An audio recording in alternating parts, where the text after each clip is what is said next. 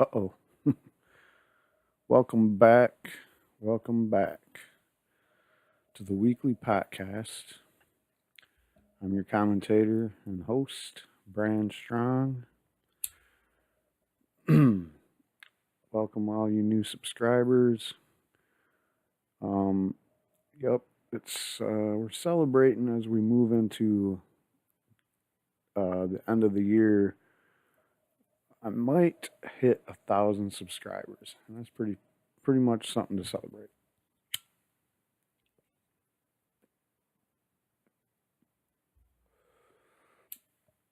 $1,000 subscribers. Pretty much YouTube has to take me seriously after I get the 1,000 subscribers.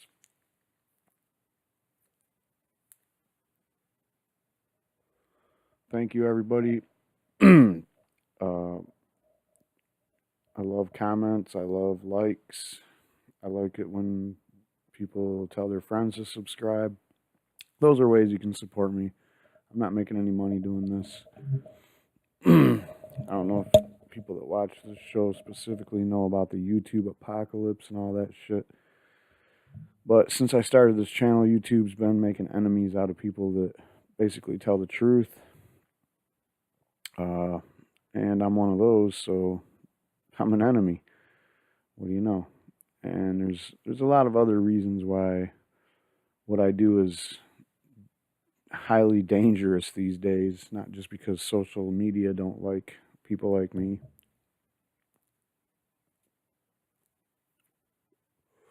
But the powers that be don't like it when people are out there telling the truth. So I do this because I want to tell the truth. I want to say my piece. I want my words to get out there. I want people to know the truth, and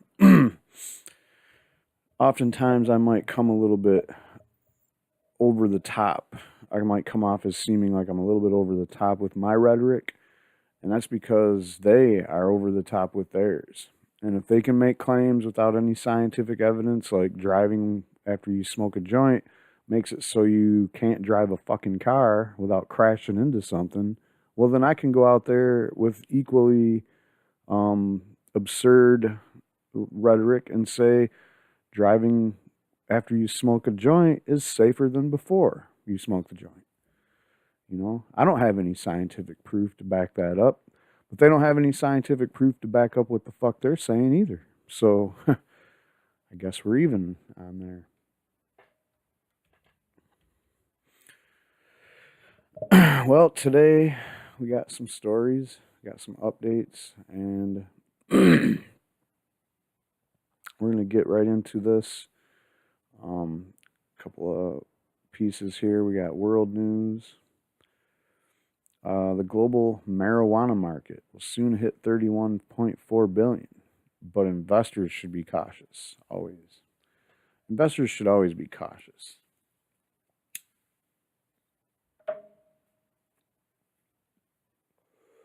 But there's this thing that whenever they put out this kind of news talking about the success and the growth and the robust markets that marijuana legalization is creating, whenever they start talking about all these good things, they always got to throw in this wrench in the machine. Like, oh, but whoa, hold on, guys. Don't get excited. Don't get excited. We might get legalization. It might, this is how it's going so far. It might go all of a sudden because Jeff Sessions and, I don't know, Satan are going to come along and just fucking throw a wrench in the whole thing worldwide. I don't think so, guys. This is the kind of momentum that you don't see very often with any fucking movement in social justice. I mean, even the gay marriage thing. The gay marriage thing had some good momentum. Support was starting to round off in the Democratic side, because if you remember, even mainstream Democrats weren't for anything but maybe civil unions. They weren't going out there like stumping for fucking gay marriage. And then as that started becoming popular, the Supreme Court cases came to light, and it was like, it just like instantly, boom, hey, guess what? Gay marriage, 50 states, no questions asked. And then we had the incident where the lady tried to be she tried to say her First Amendment rights could allow her to not give people marriage licenses. And that's the kind of shit that will happen with marijuana too. And it has already, like everywhere where it's getting legalized. You got these people talking about, oh, we're gonna put a moratorium on opening up pot shops. No pot shops here, as if having no pot shops means nobody in your town's gonna smoke marijuana.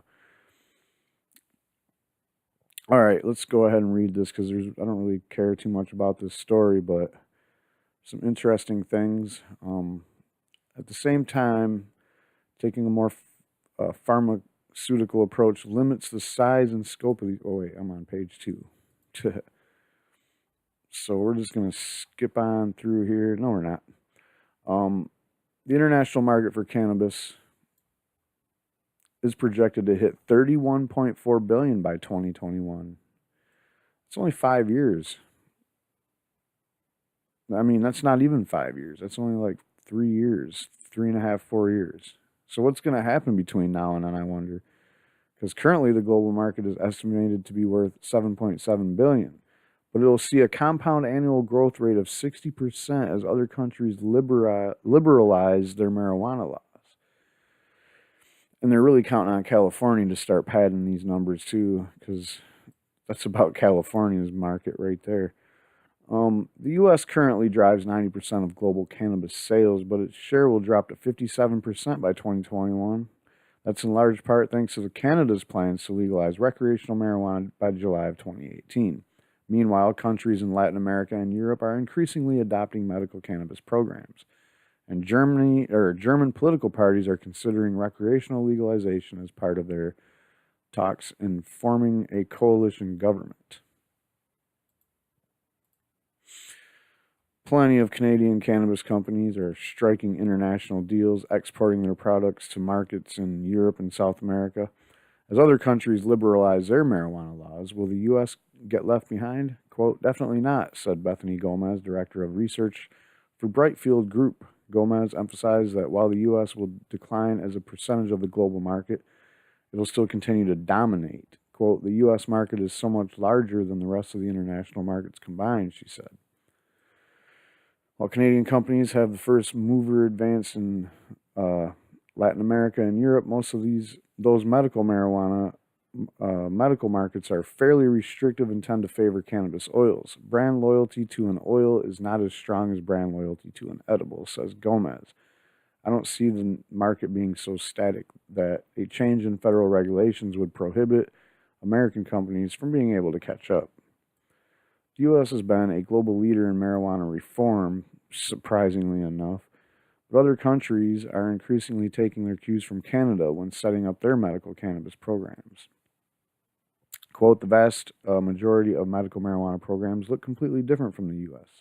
You can't go in and buy a gummy bear and have that be considered medicine, said Gomez. Well, whatever. If it's got medicine in it, then it's pretty much medicine. I don't know why you wouldn't consider it medicine.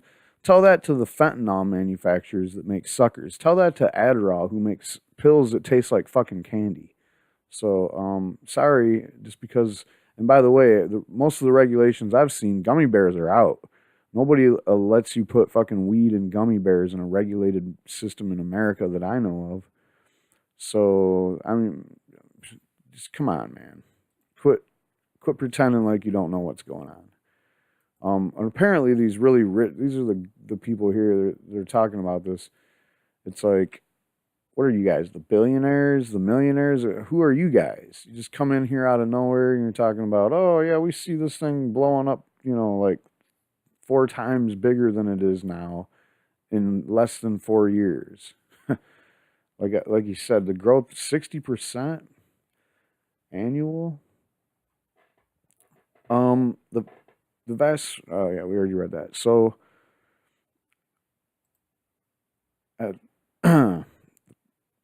medical cannabis can be, taking a more pharmaceutical approach limits the size and scope of these programs. So, I'm going to get into that a little bit more later when we talk about New York. But yeah, the medical marijuana programs aren't very profitable. And I've had videos about this before. And I think once I was talking about New York and I talked about Pennsylvania, I've talked about Indiana or Illinois medical marijuana. Anywhere where you can't smoke marijuana, you're not going to see any profits, except for maybe Florida, where people are so old they don't really care about smoking marijuana, to be honest. And when they try the other marijuana products, medical marijuana, they realize, hey, this shit works better than the shit that they give me from the hospital. You know, like when you're talking about salves and creams, um, mouth sprays, just about anything. So, that's pretty much all I wanted to see here. Um, so the Spanish recreational market will come online in 2019 and be worth nearly 206 million by 2021. I still don't see where all these other billions are coming from. It's mainly America, but that's assuming a lot, you know. You got some of the places that have legalized marijuana, but the numbers aren't in yet on sales and numbers overall because they just legalized and they haven't even got the regulations up and running. Like Massachusetts, Maine, Washington, D.C., California. So when all that shit is said and done, America's going to have a nice chunk of that. And I don't know what they're talking about with this investor be cautious shit because you just got to know what you're investing on, you know. If you're investing on a solid company that's into growth and a market where smoking marijuana is allowed, then things are going to be, it's going to be bright future. There's going to be nothing but growth, and that's my experience if you want my advice. So that's all for that one. We got, oh man, please do not give me trouble. Okay, so I don't, you know, I'm not proud of the fact that this channel's been around for about a year, a little over a year. I don't think I've talked about the Mexican drug war even once.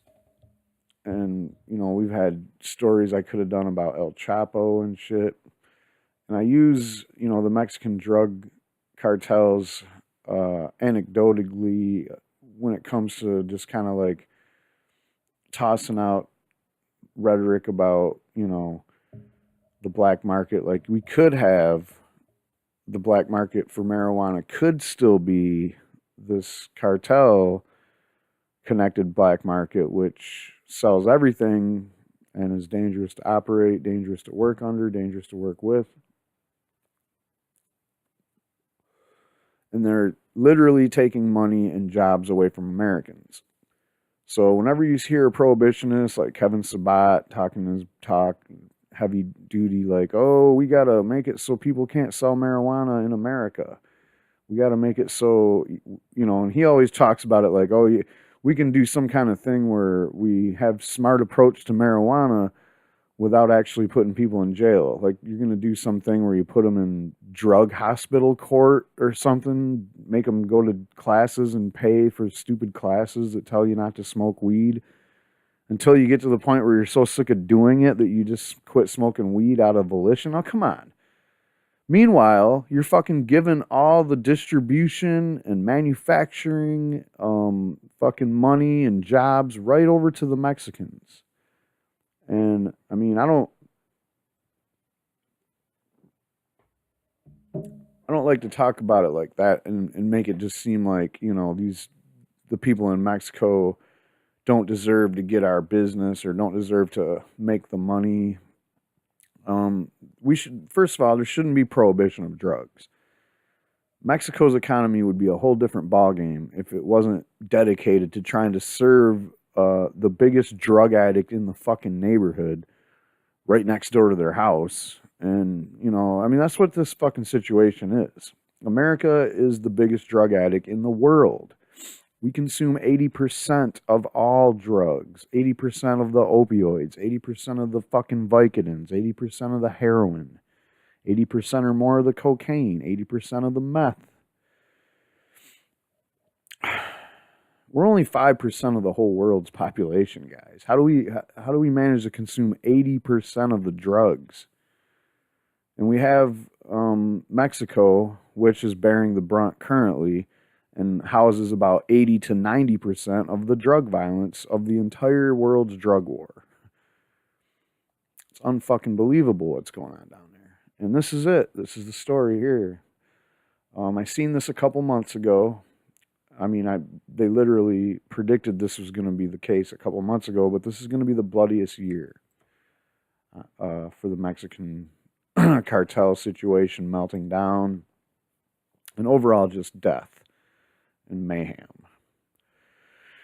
A lot of times you read these stories, and the thing missing is the story about kidnapping and that kind of shit. And all the other violence. I mean, all you really hear about is these murders and like the battles between the cartels or the battles between the cartels and the military. You're dealing with a criminal cancer that is eroding everything, one expert says, of the evolving cartel problem.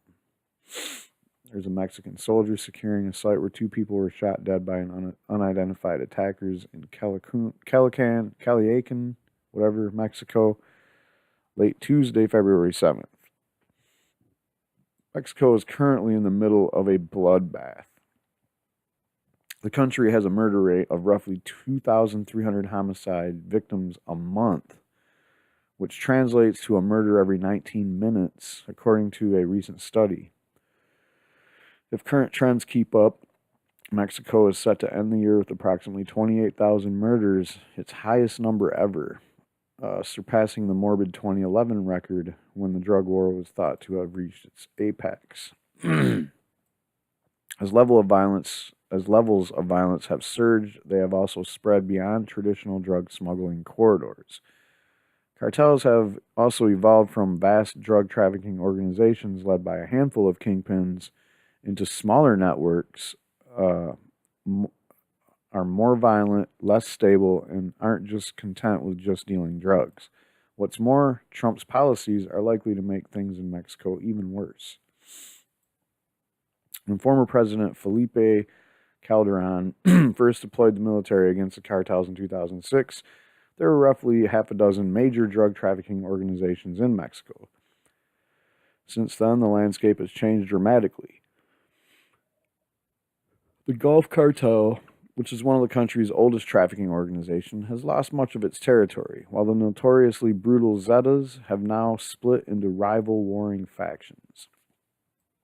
New groups have risen up to replace them. Chief among them is the cartel Nueva Generación Jalisco, originally formed after splintering from the Sinaloa cartel in 2010. The CNGJ is now one of the most powerful and fastest growing cartels in Mexico and the United States, according to the DEA's recent National Drug Assessment.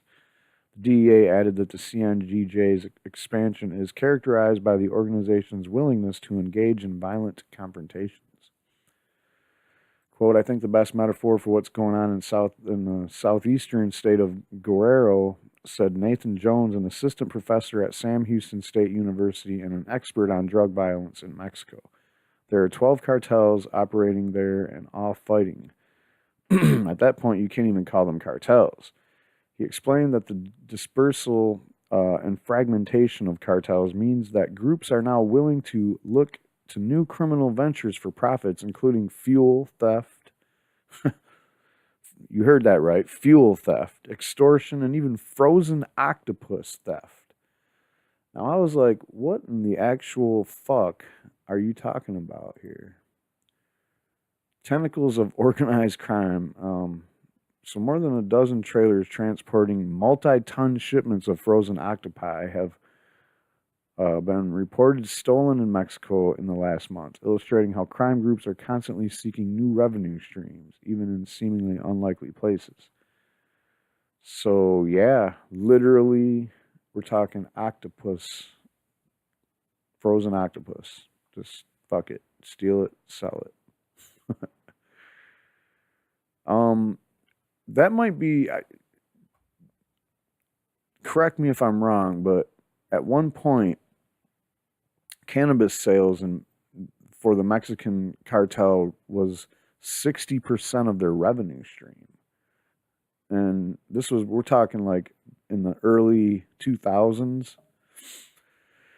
Since then, we've had a lot of legalization. We've had a lot of medical marijuana legalization. We've had a lot of decriminalization.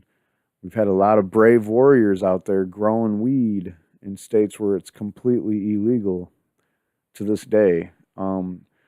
But basically, that kind of mushroomed out back in the early 2000s as well. But California really got their export game on after they had medical marijuana legalized. So basically what I'm getting at is over the last 15, 20 years, their market share of marijuana has been, dwindled down to just about zero.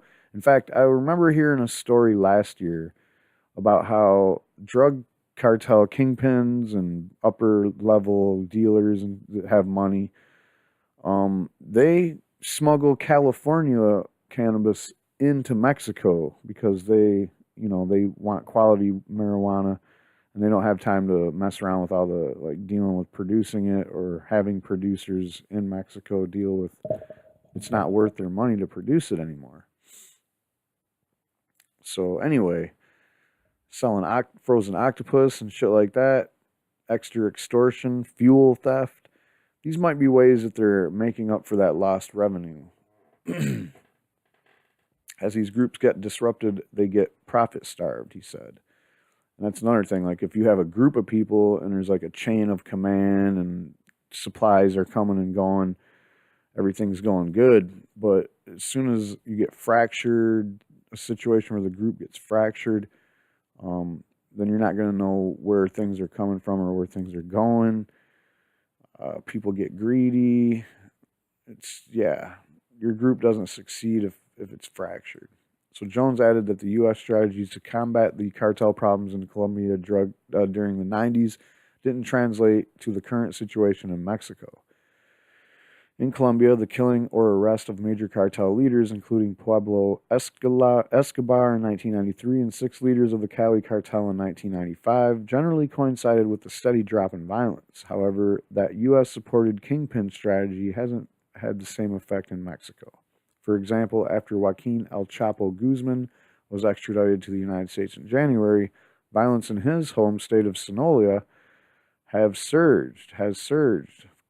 There's also a problem of massive inequality and the inefficient governing body, which has aided corruption and driven recruits to the cartels. The country has both an extremely low tax rate, 18.4%, an extremely low minimum wage, 80 pesos or $4.17 a day. That means the state cannot invest in paying police better, which would help combat corruption or provide social mobility for the millions struggling on minimum wage. This, in turn, creates an ideal ground for cartel recruitment and corruption.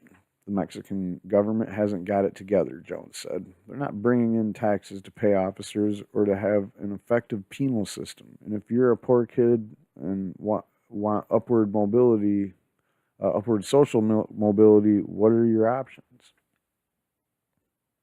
Both Jones and the Mexican security think tank Observatorio Nacional Coicadino, the ONC, think that the key to stopping the cartels lies in stamping out corruption and instituting respect for the rule of law. But the Trump administration's policies for combating the cartel scourge are focused on blunt security measures, which are likely to exacerbate the situation further. Attorney General Jeff Sessions, for instance, has long advocated against marijuana decriminalization, which helps deprive the cartels of profits. The State Department, which is perhaps best placed to help Mexico develop anti-corruption measures, it would if it wasn't so fucking corrupt itself and the whole fucking government. But anyway, let's get back to this. But the State Department itself, it's also being gutted. Smugglers say that Trump's proposed border wall will only make crossing the border more expensive and drive up profits for the cartel. and Trump's offer to send U.S. troops to combat Mexico's bad hombres would likely have little effect, as cartels make a point of keeping the vast majority of violence on the Mexican side of the border. Short of invading, it's unclear what the U.S. military would do to stem the violence. Here's the kicker, folks. Unless the global community is able to sabotage the cartel's profits with an international effort to legalize and regulate illegal drugs and institute a massive cleanup of Mexican government corruption, Jones is pessimistic that anything will be able to stop the constant cycle of death and destruction which the cartels have brought to Mexico. Quote, instead of the historical left-wing insurgencies, you're now dealing with a criminal cancer that's eroding everything.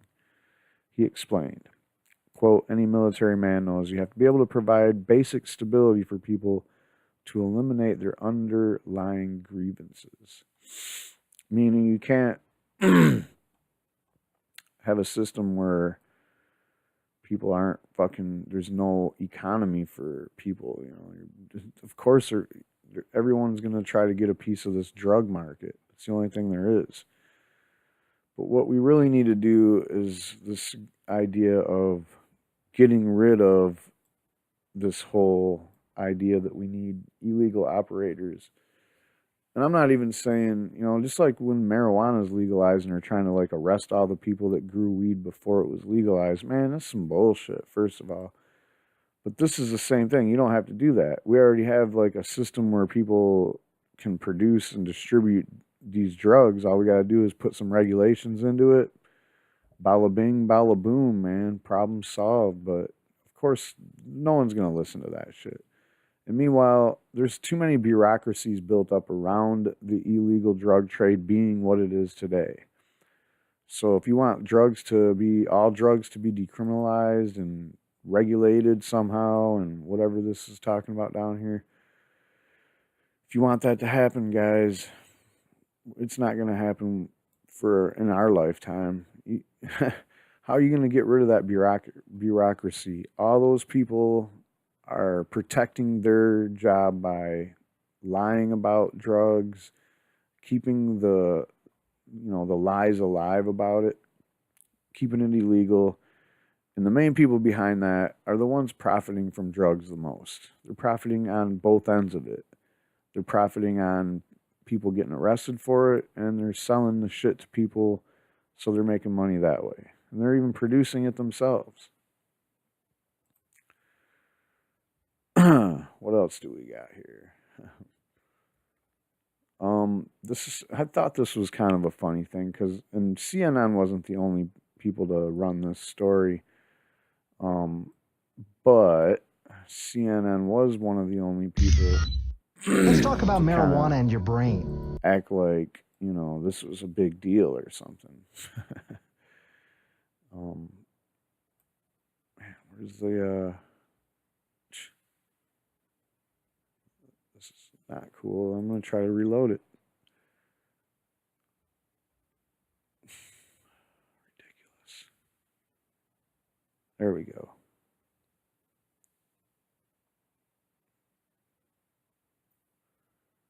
All right.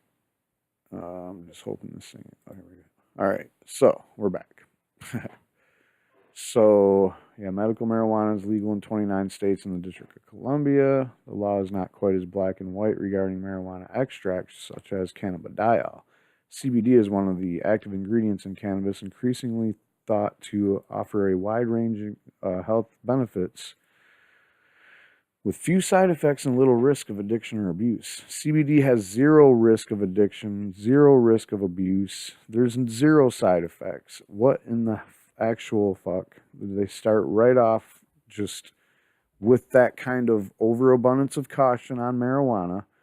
So they know that most of the public is just completely uneducated and only has heard the really bad Reefer Madness type shit. So they can get away with whatever they want to, whatever they say, they can get away with it. There's no studies either way, good or bad, to prove anything. So they can just go ahead and make claims and say whatever the fuck they want. This is the kind of shit that makes me mad, and this is why I do this channel. Because there's no way that, we're ever going to get anywhere if the only information people get is from shitheads like CNN that just want to spew lies and disingenuous statements like that. CBD has zero side effects. All right. I can make claims too, guys. I can go over the top with the rhetoric. I can say CBD is the fucking miracle wonder drug that we all need, and it should be considered a supplement that you should take, just like a vitamin, like supplementing vitamins in case you don't think you're getting enough vitamins or calcium or whatever it is. CBD is like wonder drug cure-all type shit. And if you don't believe me, just look into it. You know, read, Google cannabinoid, endocannabinoid system. Google CBD. Look at how CBD works, and then you tell me why it would be necessary to have any kind of ban on something like CBD. Quote, more and more evidence is coming out that CBD can be healthful for a variety of conditions, from anxiety to inflammation to seizures and epilepsy, said Marcel Bon Miller, an adjunct assistant professor at the of psychology in psychiatry at the University of Pennsylvania. No surprise, dozens of companies are jumping on the proverbial bandwagon, peddling these products to consumers who have high hopes that they will help treat mild ailments from chronic pain to PTSD.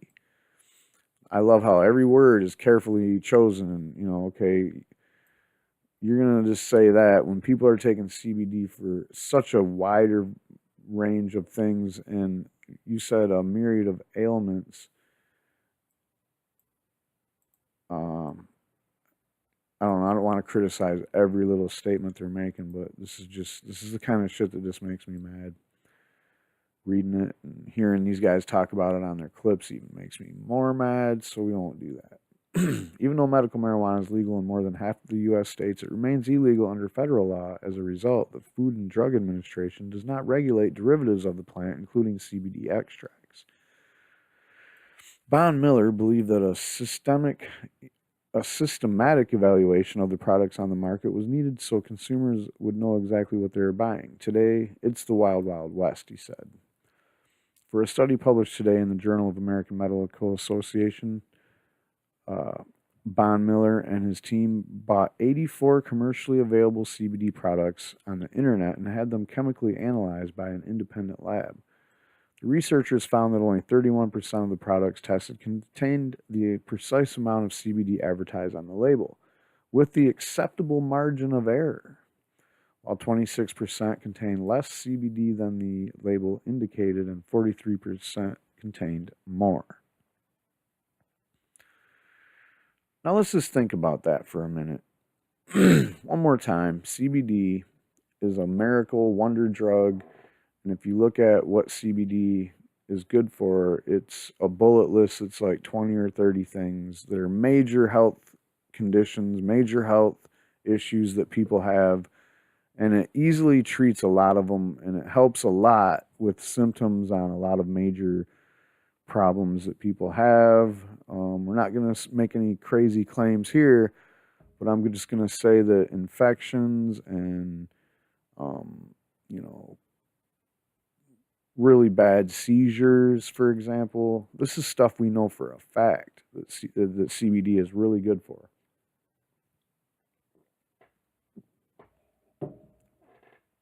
So, now, knowing that, and knowing there's no overdose level, all right? So, and there's no high. You can't, no matter how much of it you do, you can't get high. So there goes your abuse potential. There's zero abuse potential, zero chance of dying, zero side effects. You take a whole gram of CBD and tell me what the side effect is, please. So, knowing all that, why would it matter if the product contained more CBD than the label said it had? What does that matter at all? That does not fucking matter. All right? Unless you're trying to say, hey, someone's getting straight up ripped off because it says that it has this much and there was actually less. That's this 26%. Let's be clearly honest here. When they say margin of error, are they really being honest there? They could have gave us some real numbers, and I guess I should look for the actual test. Maybe I didn't see the link anywhere. Might be down at the bottom. They do that sometimes. Maybe they don't have the link here. Well, anyway, I'm gonna guess that it's not that big of a deal. The amount that they shorted you on the CBD. Now, it could be that, they're talking about, there's somebody that's saying, hey, this is 30% CBD, which is already low. And and all of a sudden it's like, I mean, I'm just being hypothetical here. I don't have any idea what products they looked at or what products have what claims to what kind of CBD levels or anything. But let's just pretend like somebody is getting ripped off out there. They should mention that. Like, hey, these guys said that you were getting like 50 micrograms of CBD per drop or something like that. And it turns out that it was only 10 or it was less than 10.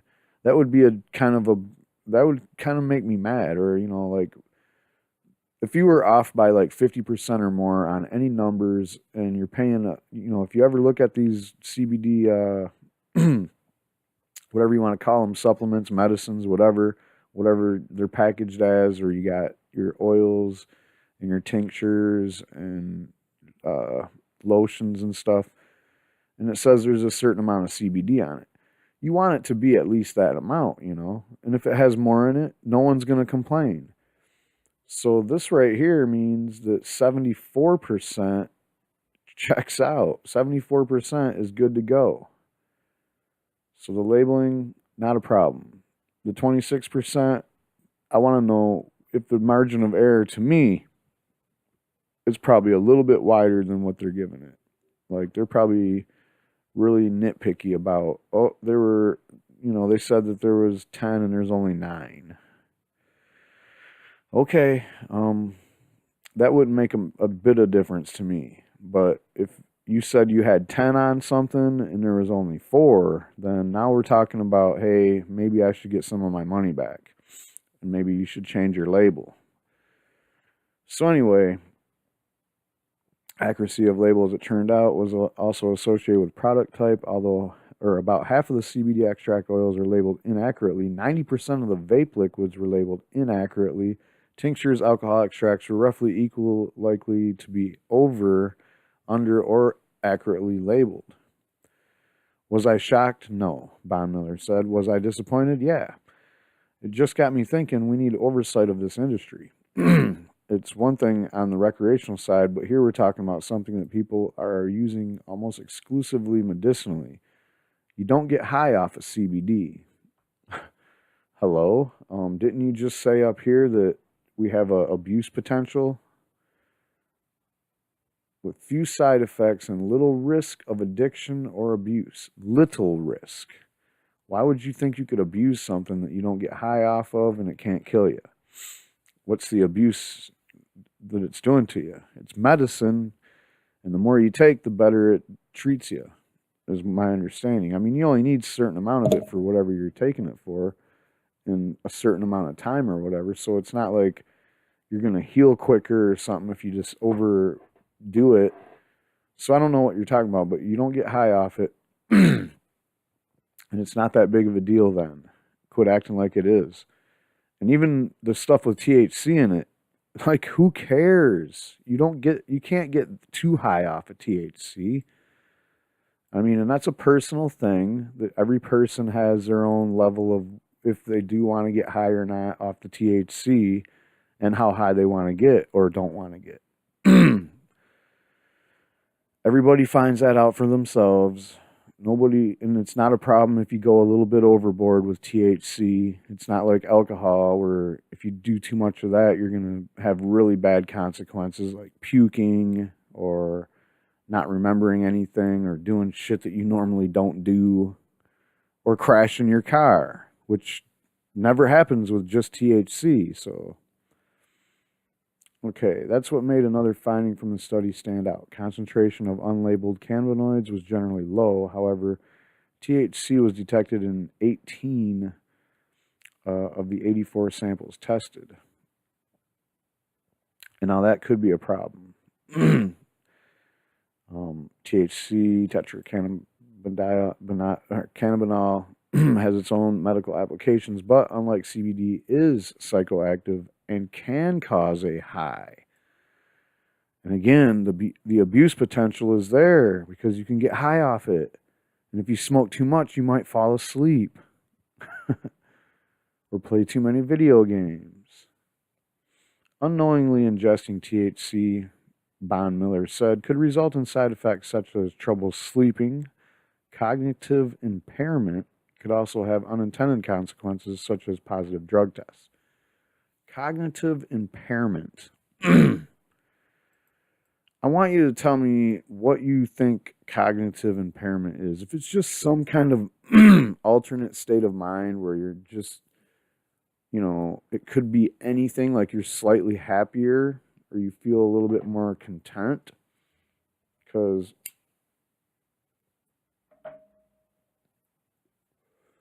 when you say cognitive impairment, it gives me the impression that you're talking about it turns somebody into like a shaggy or something. Like you go from a normal person that can talk and think and reason to all of a sudden you're like, hey, whoa, dude, I'm too stoned to think about anything right now. I got cognitive impairment, bro. Like, this is the fucking dumbest, oldest, most absurd stereotype that is put on people that smoke weed. Is that when you smoke it, you turn into this fucking dumb-sounding, ridiculous, like, idiot. That's just not how fucking weed does you guys. I wish I wasn't preaching to the choir. I wish I was, like, on a loudspeaker that everybody could hear when they wake up in the morning when I talk about some of these things. Because believe me, guys, we take all this shit for granted. This cognitive impairment shit, they say that because they know that fucking 99% of the people out there listening to them aren't gonna. That's just gonna go right through because to them that's a valid thing. Oh yeah, people smoke weed, they get cognitive impairment, which is a fancy word for dumb as fuck.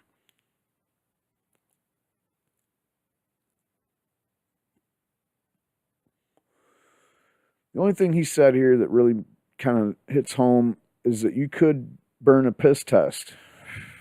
If you think you're just taking some CBD and it's got THC in it, you might burn a piss test. However, that being said, if the THC is just testing into a positive test and you detected it, THC was detected in 18 of 84 samples. Again, your vagueness has me suspicious. There's no link to your actual study. I'm sure it's there. Maybe. I'm pretty sure you're not going to fucking lie this big on CNN. But I would like to know what the numbers are. Because if you're talking about less than 2%, it might not show up. Unless someone used a lot of that CBD and just the accumulation.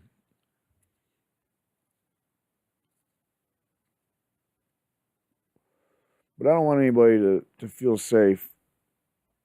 But they don't want anybody to feel safe either. They want everybody to read that and be like, shit, I better not fucking do this shit no more. I might, get hit with a piss test at work and they'll find THC in it.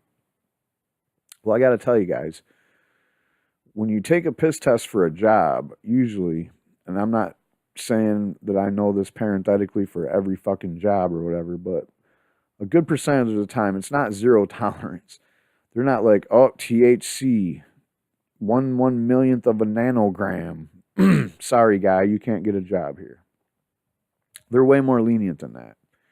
The nanogram amount is important, and if you didn't get high off of something, you probably won't burn the test.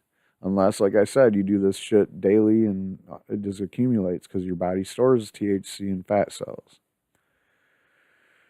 Chief CNN correspondent Sanjay Gupta is talking. He says, as things stand now, the supplement industry overall is not regulated. You don't always know what you're getting. how much you're getting or even if the active ingredients are in there at all. With medical marijuana, it is almost the opposite situation at the federal level. It is highly regulated. Von Miller said increased regulation is exactly the kind of change he hopes his study will initiate. Quote, if the FDA regulated this industry, we would be way better off, he said. They're good at regulating things. When you go and buy a prescription at a pharmacy, you know what you're getting. It's the same thing for food. When you get a pack of Doritos or a Hershey bar, you know what it is. You know, that's why we got to scratch our heads and be like, why in the actual fuck is the FDA so reckless and so feckless that they're not on top of this fucking shit? You realize that how many millions of people have medical marijuana cards in this country? And the FDA is just willy-nilly like, we don't care. Nobody's actually doing real tests. We're over here at the National Institute of Health doing some propaganda reinforcement fucking exercise tests. But other than that, we don't really give a shit. And whenever someone has a valid test, we just act like it doesn't exist. So, you know, it's pretty fucking lame. And you can just keep on like, but it's a Schedule 1, so we don't have to worry about it. That's the whole problem with the CSA is it's complete horse shit, all right? It's like ignoring it. You know, the CSA and the whole idea that you can have a war on substances is got to be the dumbest thing in the world or the smartest thing in the world for people that just want to make money and oppress the populations. Because everything that has to do with bad shit going on in society can be traced back to the drug war. I mean, you really can. So much greed behind it. The way the police treat people. I'm seeing Kaepernick down there. I'm like, yep, the fucking police brutality in this country is all about the fucking drug war. And as we've seen in statistic after number, after prison population breakdown, after whatever, the lion's share of the drug war and basically just the crime in the country where people are getting tickets written is for marijuana. So you talk about big government, man, that's as big a fucking government as you can get. And we're putting up with all this shit. We're doing this slow. Eventually everybody will have legal marijuana, but in the meantime, they're going to keep arresting people ridiculously. Perhaps in a sign of what's to come. Last week, the FDA issued warning letters to 4 companies that the agency said are illegally selling products derived from marijuana online that claim to prevent overdose, that claim to prevent, diagnose, treat, or cure cancer without evidence to support these outcomes.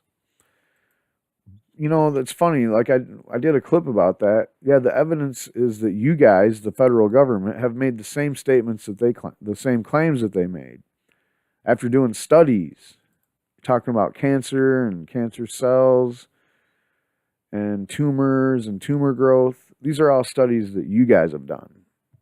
And so they looked at that and they were like, cool, we can use these words because the government used them. That's as simple as that. Until these products are officially regulated, it's buyer beware. Before purchasing any pot pills, potions, or lotions, first check the laws where you live. Then make sure you're ordering from a reputable dealer. Don't be fooled by bogus offers or sham celebrity endorsements. You think celebrities are stupid enough to put their fucking name out there on some bogus shit? If anybody knows of something like that, put a thing down below. Let me know about it, because I would assume that if you're a celebrity, you would probably make sure with your own independent testing that the shit you're making is what it says it is as far as CBD content. It's not that hard to do, guys. Unless you're fully confident in the ingredients of the product, Von Miller suggests following the adage, start low and go slow, referring to dosage. I say, don't listen to him. He's just trying to slow this whole industry down with everything he said, point by point, and do what everybody else is doing with THC, is roll this shit out with the utmost abundance of caution, which is not necessary because this shit is all safe, especially CBD. And I'm not saying that THC is not as safe as CBD. I'm just saying THC gets you high CBD don't. So if that's a measure of safety to somebody, which to me it really ain't, but somebody it might be, there you have it. There's your reason why. Of course, your best bet is to always talk to your doctor before starting or stopping any medication or supplements, including CBD. And that's the final blow for the punches in the guts to the CBD by this guy here, because what he's saying there is talk to your doctor. Just about every doctor out there, the vast majority of them are not trained very good in the medical marijuana discipline. So they either say, hey, we don't have enough information yet, which is bullshit. He's just lazy. Or B, they're just haters and they just say, oh, no, I'm not going to, no, not allowed. Or C, they're cool as fuck and they're like, oh yeah, cool. The more of that shit you do, we can start thinking about maybe cutting out some of this other bullshit in these orange bottles.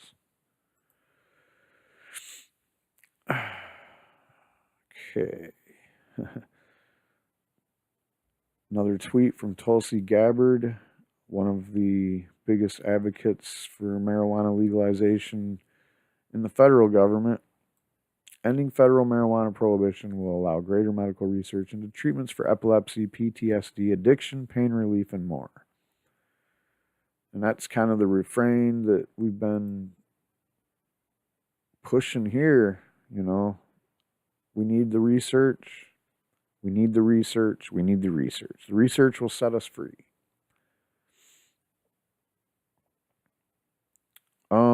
Here's an interview with Jared Polis. Not sure how long this is going to be, but let's go ahead and start checking into some of it. And first time for me, well, actually Alicia Wallace had done a clip for the cannabis. I'm not sure how many she's actually done, but I did see her do a video clip a couple months back. So I kind of know, you know, I've seen her on video. I read her a lot, so it's kind of always interesting when you read somebody a shitload, and then finally one day you just like see them do a clip.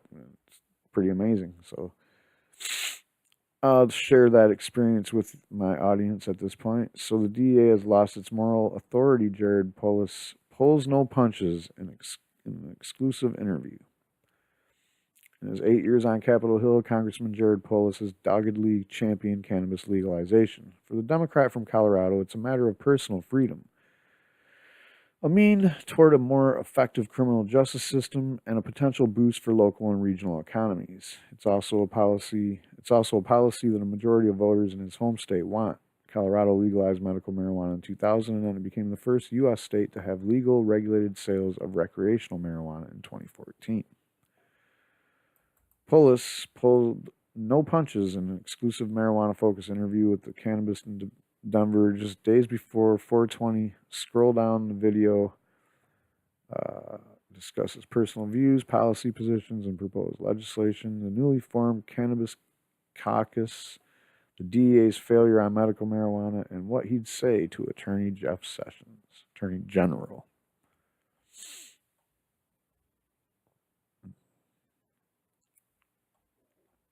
All right, so we're going to check into some of this. Those concerns raised about the negative effects on society, health, crime, children, use. We like to address them with facts, and while there's certainly studies that have showed both ways, we often cite a study that shows that underage use of marijuana has gone down in our state by about 5% since legalization.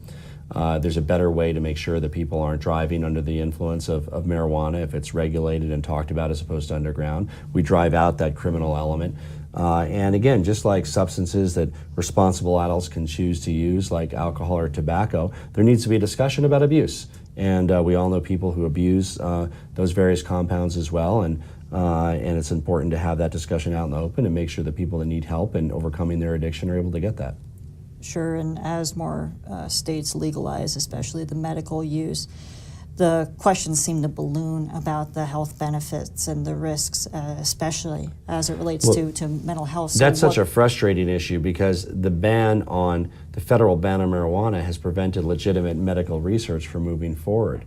The fact that marijuana is scheduled to Schedule 1 with no acceptable medical use has prevented the type of dual blind medical studies that have occurred with regard to so many other compounds. So we'd be a lot further along today in understanding the benefits and the side effects of marijuana with regard to different conditions and medicinal treatment if we had allowed that to occur over the last few decades. Studies will set us free. And in terms of medical and recreational, White House spokesman Sean Spicer seemed to indicate that there was a difference between the two. Do you see those two as different? Well, I hope they're not in their mind. I mean, in my mind, I do think it's appropriate that Colorado has lower taxes for medicinal. I think that's a way of recognizing that for people who use it therapeutically, they're not subject to the same taxes. Adopted across the states, medical and CBD-only laws seem to be leading the pack. Is there perhaps a moral divide at play in terms of those being easier to swallow than recreational? So right now, 60% of the people of this country live in a jurisdiction that either have medicinal marijuana or recreational marijuana available, so majority. And if you include CBDs and other forms of cannabis, it's even higher. So absolutely, I think that Colorado had medical marijuana before we had recreational marijuana available. Voters in many states have put in medical marijuana, and it's hard not to have sympathy with an elderly patient going through chemo who needs marijuana, and it's hard not to have sympathy with somebody who uses it to manage their pain and might otherwise turn towards dangerous and addictive opioids. And I think that increases the comfort level, and just as it did in Colorado, in states like California, it's led towards allowing adults to make a responsible decision with regard to recreational marijuana use. Mm-hmm. On the CBD side, the DEA told me that that they believe that CBD and hemp are considered Schedule I substances, and there's lawsuits that have been filed to that extent as well. Is there anything that needs to be done on a congressional or federal level to address the legality of? Look, the DEA has lost their moral authority in this matter, which is sad and dangerous for us as a nation, because we are suffering under the scourge of meth abuse and opioid abuse. And if you know anybody in your friends or families, this is ripping families apart. Now, this is kind of old. This was April 20th published. Since then, it's came out that the DEA basically was neutered by this bill that Tom Marino and some corrupt lobbyists and for the pharmaceutical industry was pulling some strings with Tom Marino, and the DEA basically lost the authority to slow down manufacturing of these opioids, and also made it easier for doctors to get bribed. So, he said that the DEA had lost its moral authority before they really shown that they lost their moral authority. People are dying, it's awful, and yet the DEA is removing their eye from the ball, and they're saying we're going to classify CBDs as Schedule 1, and we're going to bust somebody who's trying to help their migraines. And also since then, the Opioid Commission has basically thrown weed under the bus, and all the comments people have made concerning that. So, moral authority. I mean, this is a huge disservice to the public health, huge disservice to our country. And it's why, of course, the DEA should reschedule marijuana. That doesn't solve all of our issues, but at least it allows for medicinal use and testing. But two, Congress needs to take this up, because we can't allow this DEA to continue to act as a rogue agency. Too many lives are at risk. That's a huge one, man. Congress needs to take this up. Congress has, you got the Senate and the Congress. Between the two of them, I think there's a total of like 6 marijuana bills not amendments, but actual bills for some form of legalization on the federal level, whether it's decriminalization, medical marijuana legalization, making some of the amendments permanent, and there's straight up legalizing marijuana or taking it completely out of the schedule. And the Cory Booker one almost forces states to regulate and don't allow anybody to continue to have prohibition and don't allow anybody to arrest for marijuana. So, hey, what do you know? Strain of the day over here is Frankenberry. I highly doubt that's my Frankenberry because I have also a strain that I have made called Frankenberry. We're going to look at this real quick. Sometimes you see something like this pop up. Okay, so it was grown by a Colorado marijuana shop. And let's see if we can get some genetics here.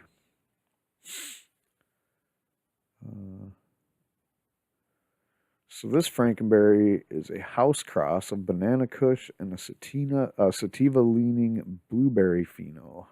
Well, that's nice. Mine is a cross between Cheesecake Kush, which is a cross between Pakistani Chitral Kush and cheese, UK cheese, and then I crossed that with some pollen from a Ghost Train Haze number 8 from Gage Green Genetics, and the rest is history. I still have that strain too. It survived the last wave of bugs. We still got it. Anyway, back to Jared. Let's see what else he had to say. Championed this cause for a pretty long time. Why? Well, look, it's such an obvious one. I mean, if we can't agree on regulating marijuana versus banning it, I don't know what we can agree on as a state and as a country. I mean, here you have something, and it's not something I use, but of course I know people who do, and they're responsible adults. And I know responsible adults who drink. I know responsible adults who smoke occasionally. Look, these are decisions that people get to make in life, you know, and to somehow say that just because you happen to choose to use marijuana, you're some kind of criminal is not only offensive, but it's really counterproductive as a society in terms of shifting money away from businesses to cartels, having police waste their time on something of no public safety consequence, and putting good people potentially in jail and in court. Sure. You mentioned you don't personally consume, but how has marijuana, either recreational or medical, played a role in your personal life? Well, look, I certainly have. I have a now passed away great uncle who died of cancer, and in his dying year, he used medical cannabis to manage the pain very effectively. I know other people who have used it throughout difficult periods of their life. I think it's been a boom to Colorado. It's been a boom economically, certainly personally. You know, friends I have that use it don't have to live in constant fear of the law. And it's helped create economic development in a lot of communities in Colorado. In terms of your voters, how often do you hear from your constituents on this issue? Well, again, people are generally happy with the direction of Amendment 64. It's not without its municipal zoning issues and permission issues that are very local debates that occur in cities and counties across the district I represent. But by and large, I think people are pretty happy with the direction Colorado's taken. And even those who initially opposed it, many of them are being won over by the new policy. And what about the business side of that? What do you hear from businesses here in your state and elsewhere?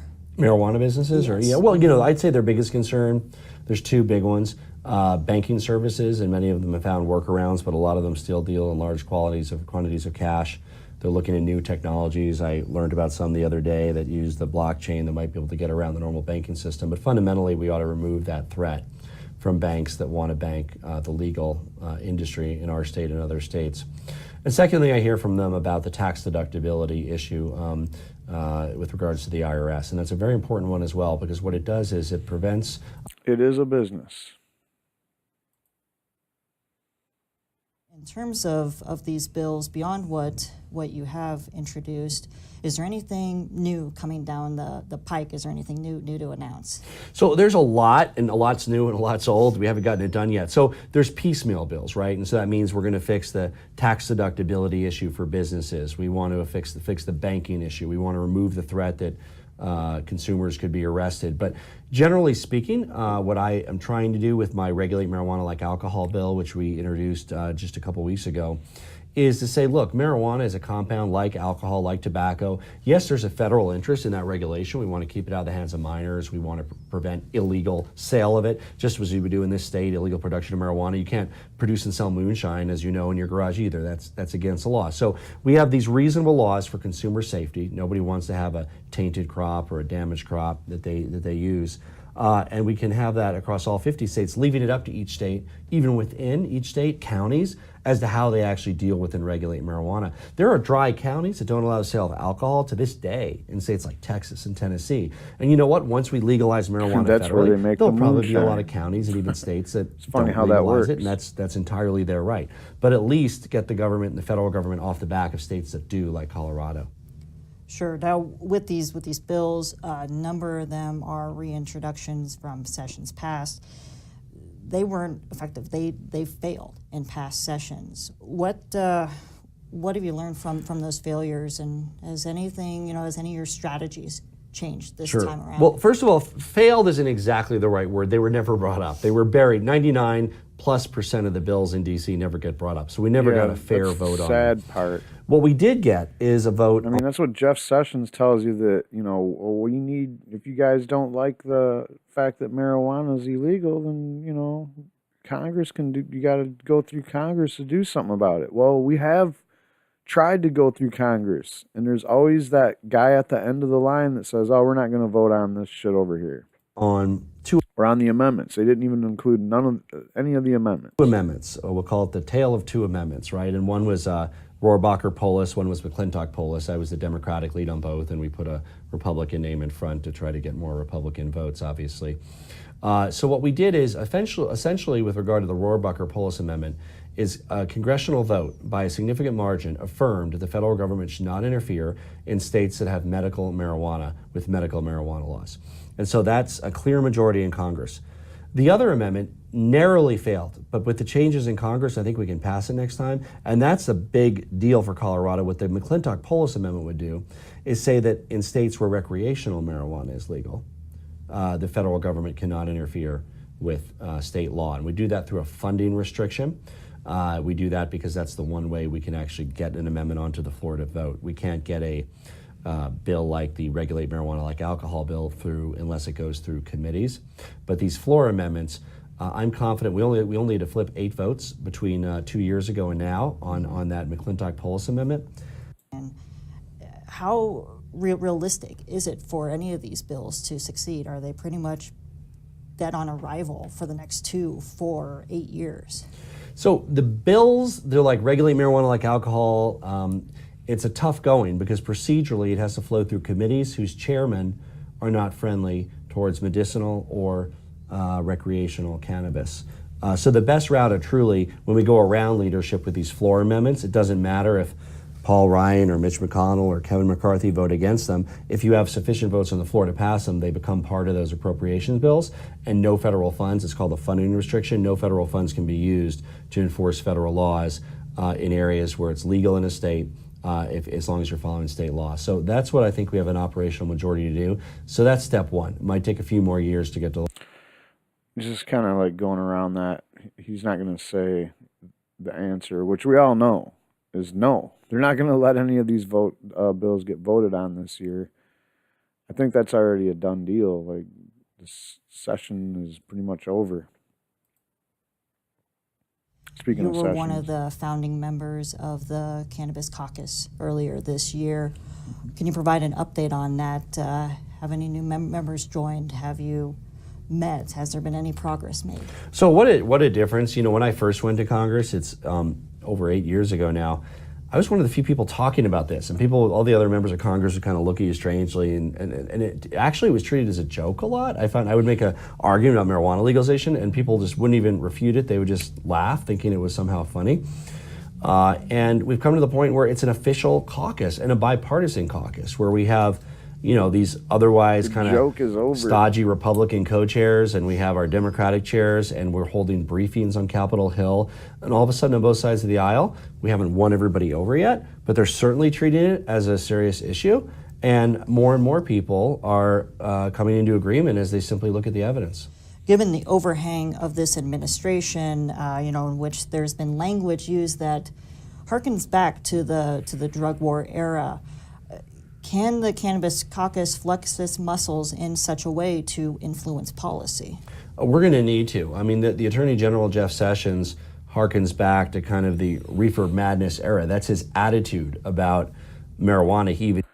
All right, I got a little bit of problem with how these guys just now acted like the drug war is something that was in the past. Like the rhetoric. Now he said, oh, he harkens back to a Reefer Madness kind of era. It's the rhetoric, the Sessions rhetoric. If you look at the numbers right now, it's business as usual for the DEA. It's business as usual for police operations on the local level and the state level. The drug war is raging on unabated. The numbers are in. There was more marijuana arrests last year than the year before, and this year's on pace to be another blockbuster for marijuana arrests. I mean, it doesn't make much sense. You just heard him earlier. 2/3 of the country lives in a place where marijuana is legal. Medical marijuana or recreational is legal. Yet we have more arrests every year than the year before. So to say that just because Jeff Sessions is making this loud noise and this rhetoric, I'm not trying to be a hostile viewer of this interview. This interview is awesome, and I'm going to give Jared Polis credit for being a politician that's not boring as shit. Let's just say that. I'll give him credit for that. I didn't think I could make it this long through that interview, and I wouldn't have drugged my audience through that kicking and screaming if this guy was a dud. Like 90% of politicians, even the ones that are for legalizing marijuana, usually listening to them is just a little bit tedious, to say the least. All that being said, yeah, Jeff Sessions sucks, but man, the drug war rages on. Obama did a couple things to try to put his finger in the dike. That's about it. And equated it to heroin in a statement. Absolutely ridiculous. When I hear from veterans and others in our district who have avoided getting caught up in opioids by using medical marijuana to manage their pain, and I think that it can be not the entire solution, but part of that solution to this scourge of opioid addiction that often starts with prescription painkillers. So will the Cannabis Caucus, members of Congress, find their backbone? Absolutely. I think there's a consensus that at least we shouldn't have any kind of mass enforcement action against the states. If Jeff Sessions attempts that, I hope we'll have to contend with many of us, certainly myself, but I think enough Republicans and Democrats would say, look, you need to stick to the federal responsibilities. This is a state role. There's plenty of uncertainty swelling after statements made by Sean Spicer, Jeff Sessions, and others in the administration. Have you personally heard anything from this administration? Zero. And not only on marijuana. The big surprise. One of the top items that me and my Republican and Democratic colleagues are worried about is we don't know the position of this administration on so many issues. This is one of them where we don't know. We're trying to read the tea. It might be because when it comes to Trump, he has this way to make the people feel like he's totally with them. And then he goes in the back room with the politicians and the lobbyists, and it's just one big swamp, and we just, we don't know what the fuck. He leaves. Jeff Sessions said this. He had it in the same sentence as heroin. Donald Trump on the campaign said it's up to states. Are they working on a policy behind closed doors that could put legal Colorado business owners in jail? Are they going to threaten our medical marijuana card holders in our state whose names are on file just a couple hundred yards from where we're doing this interview? We don't know. And we need that certainty, which is why I'm so focused on providing that certainty through congressional action and through continuing to badger and... That's a little scary right there. You don't hear that very often, someone mentioning the the fear that the medical marijuana registry is going to get handed over to the federal government. As in, now they can go after individual users of medical marijuana. I mean, that's some reefer madness shit in itself, Mr. Polis. I'm afraid to stop you on that one. Like, that was a paranoid like thing you could throw out there at people. And I remember when I was looking for patients as a caregiver in the medical marijuana thing in Michigan, I ran into a couple people that didn't want to have their name on that registry for that very reason. You know, so I mean, maybe there's something to that. I think the people that would be afraid that that registry is a thing to worry about, I think that's done. Let's just cut to the chase. We live in a surveillance state. They just passed a law a couple of days ago saying that you don't even have to be associated with terrorism now for them to do a complete like wiretap, look at everything you're doing point blank. So I operate under the assumption that they're watching everything I do. And of course, they can just go on YouTube and watch everything I'm saying. But yeah, that's push the administration to come out with clarity on where they stand. Now, let's say you ran into Attorney General Sessions while. And like, I'm sorry, since this was in April, we don't have any better idea now than we did back in April of where fucking Trump stands in all this. He'll tweet about all kinds of shit. Rocket Man, he'll tweet about, you know, Hillary shit still, like a year after the fucking election's over, he's still tweeting about fucking Hillary. But somehow, he just can't find the time to throw down 140 or now 280 characters about fucking marijuana, even though everybody in the country wants to know. And the poll numbers keep coming in, and they're always higher than the one before it. Since he's been president, the amount of adults that support legalizing marijuana went from 61% to 64%. The only place left to go is 66%. After that, people are going to start storming the gates. So, where's the tweet, Trump? We don't know. And it's kind of a frustrating thing to have that situation. At least with Obama, you know, you knew that he smoked weed at one time. You knew he didn't like have anything against weed. And basically he was like not your biggest advocate for legalizing it. Didn't make much sense to me, I know, and he also wasn't trying to slow down the DEA raids too fast. I mean, we'll give him credit for stopping the dispensary raids eventually, but Now, let's say you ran into Attorney General Sessions while walking on Capitol Hill. What would you say to him? I would point out the imperative for Colorado, but also for over 60 states where over 60% of the American people live, that they get with the times, look at the data, and allow the states the room to come out with the right way to regulate marijuana. And that's not where he is today, but the more he hears it, the more people he hears it from, the better. And he needs to catch up from the age of Reefer Madness to the 21st century. We've got to bring him he's there in the over the 80s, course of the bro. next few months. He ain't going away. He ain't coming out of the 80s. He's not coming out of the 80s. See, this is the problem with YouTube right here, guys. And I mean, a thousand subscribers will change this a little bit. But right here, you got a video from the Corbett Report. I subscribe to that, so that's probably how I got that. More Cannabis, I don't know who that is. I don't subscribe to them. Mox News is a guy that like basically records mainstream media clips and puts them on YouTube so people can watch mainstream media news clips without commercials. And it's a pretty nice service. But anyway, I don't see any of my videos on here. It might be because I am logged in. That's a possibility.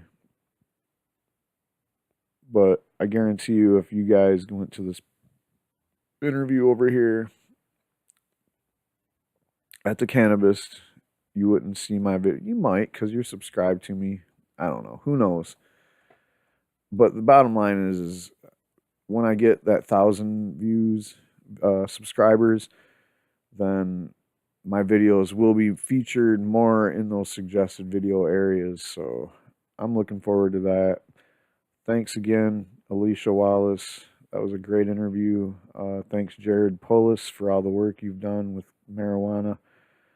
And come on, man, we know you smoke weed. I'm kind of just kidding, but I'm kind of not. Like, it's almost like Woody Harrelson's just kidding about not smoking weed anymore. Like, why would anyone quit smoking weed? I don't understand it. Tom Angel with the DEA. DEA wants to grow 1,000 pounds.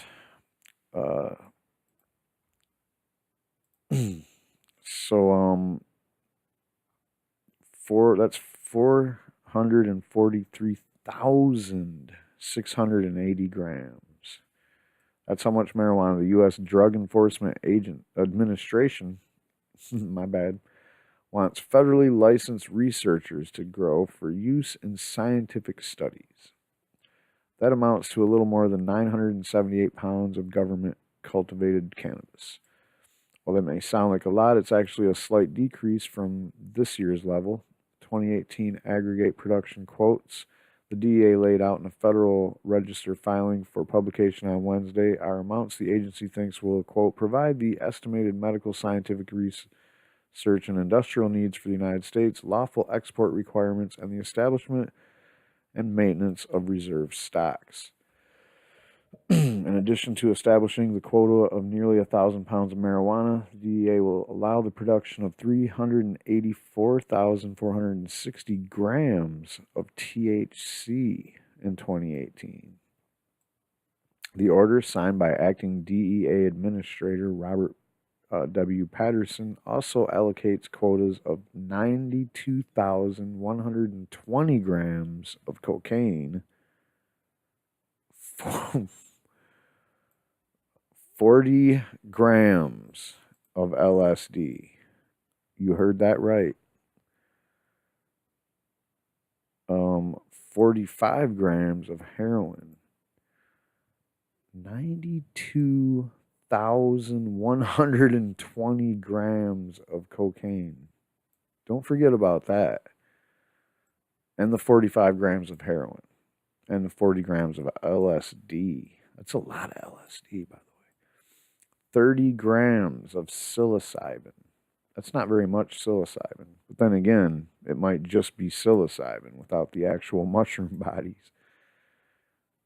30 grams of ibogaine, which is another psychedelic, and varying levels of many other substances.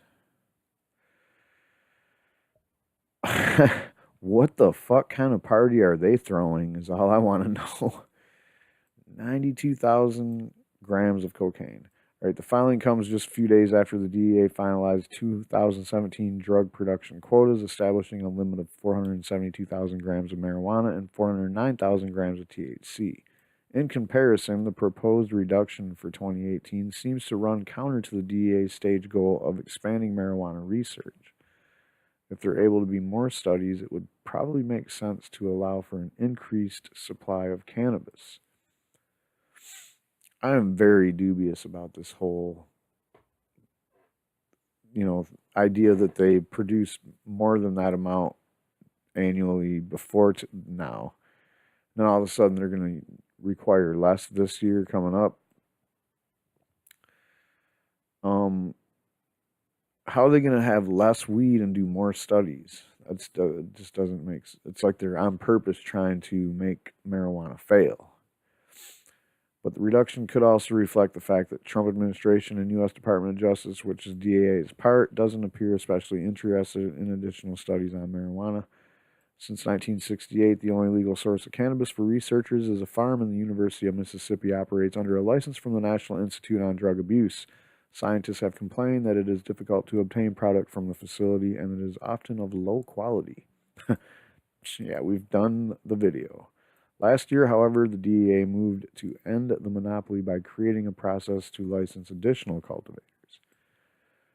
But although the agency received at least 25 applications from would-be legal marijuana growers, high-level Justice Department officials have blocked action on the proposals.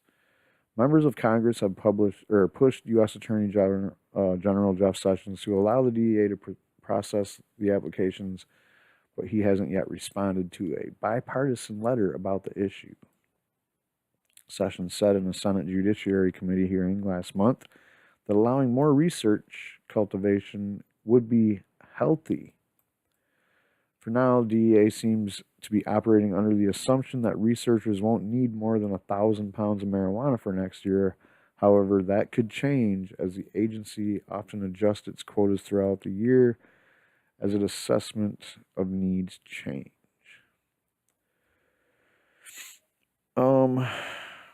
I don't know. We need the studies. The studies will set us free. Reoccurring theme of this show.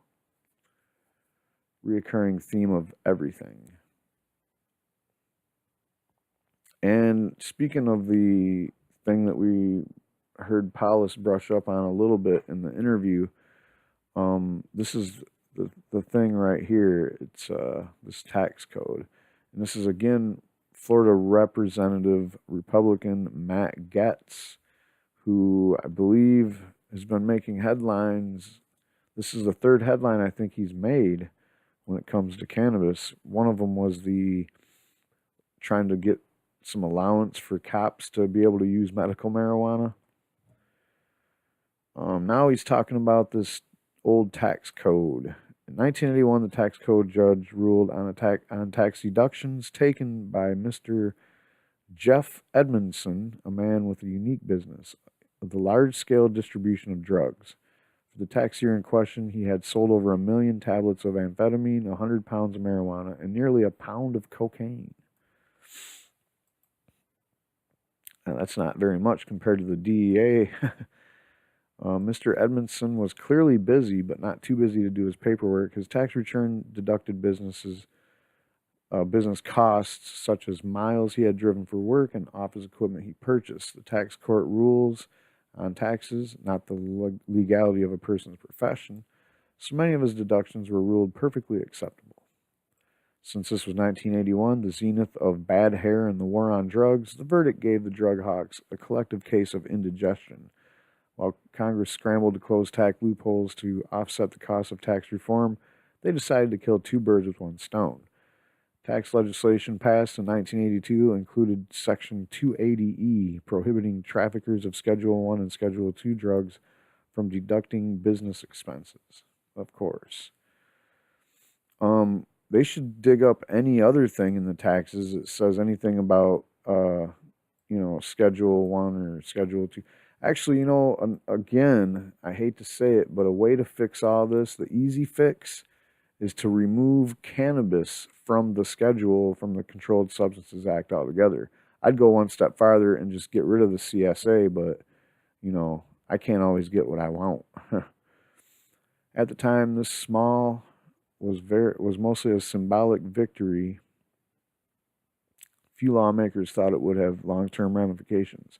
How could lawmakers have predicted how much the marijuana world would change in 35 years?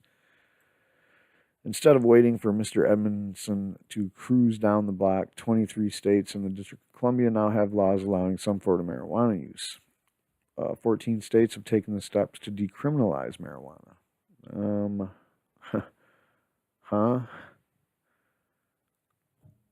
I think the decriminalization number, I think it's more like 27. The legal cannabis industry, worth approximately $7 billion in 2016,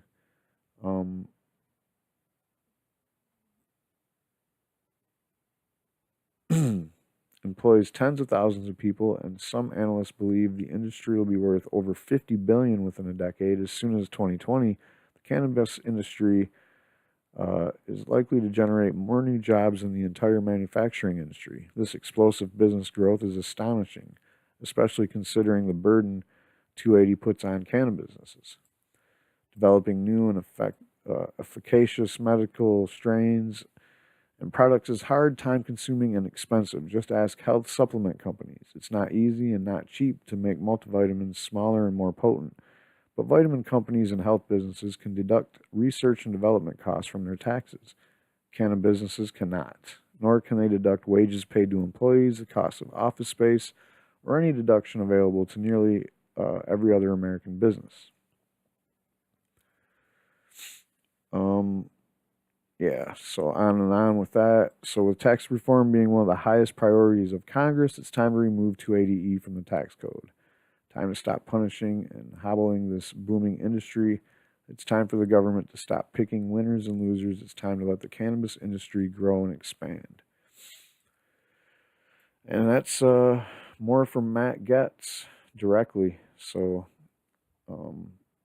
like I said, there's a better fix, just getting cannabis out of the schedule, or whatever. You know, you could also go through the tax code and find anything else that might be getting in the way of our businesses out there that are trying to be above board, basically.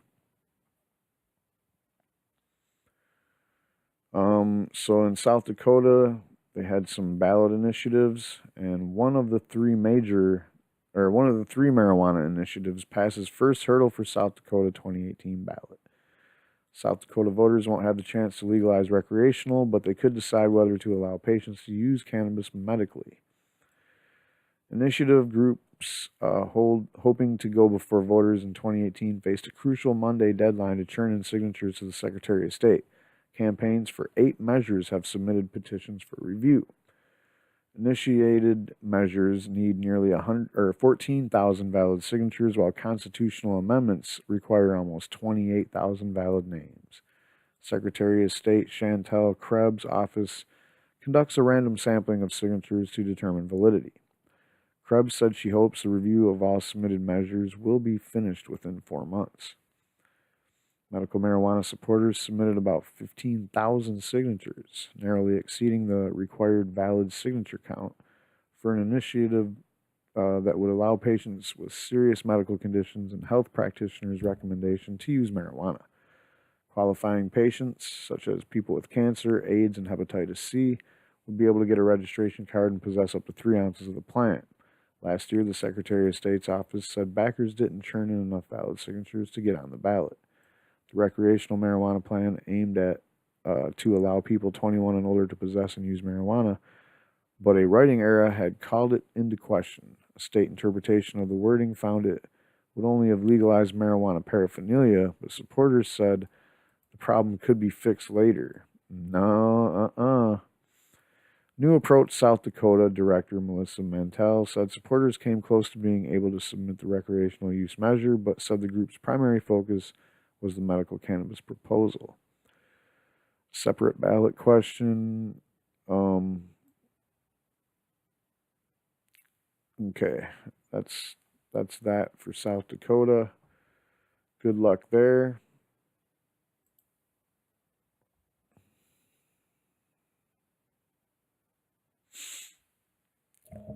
So Indiana, not warming up to medical marijuana or the prospect of it. It's pretty sad with what's going on with this story. According to a study published in the New England, There we go.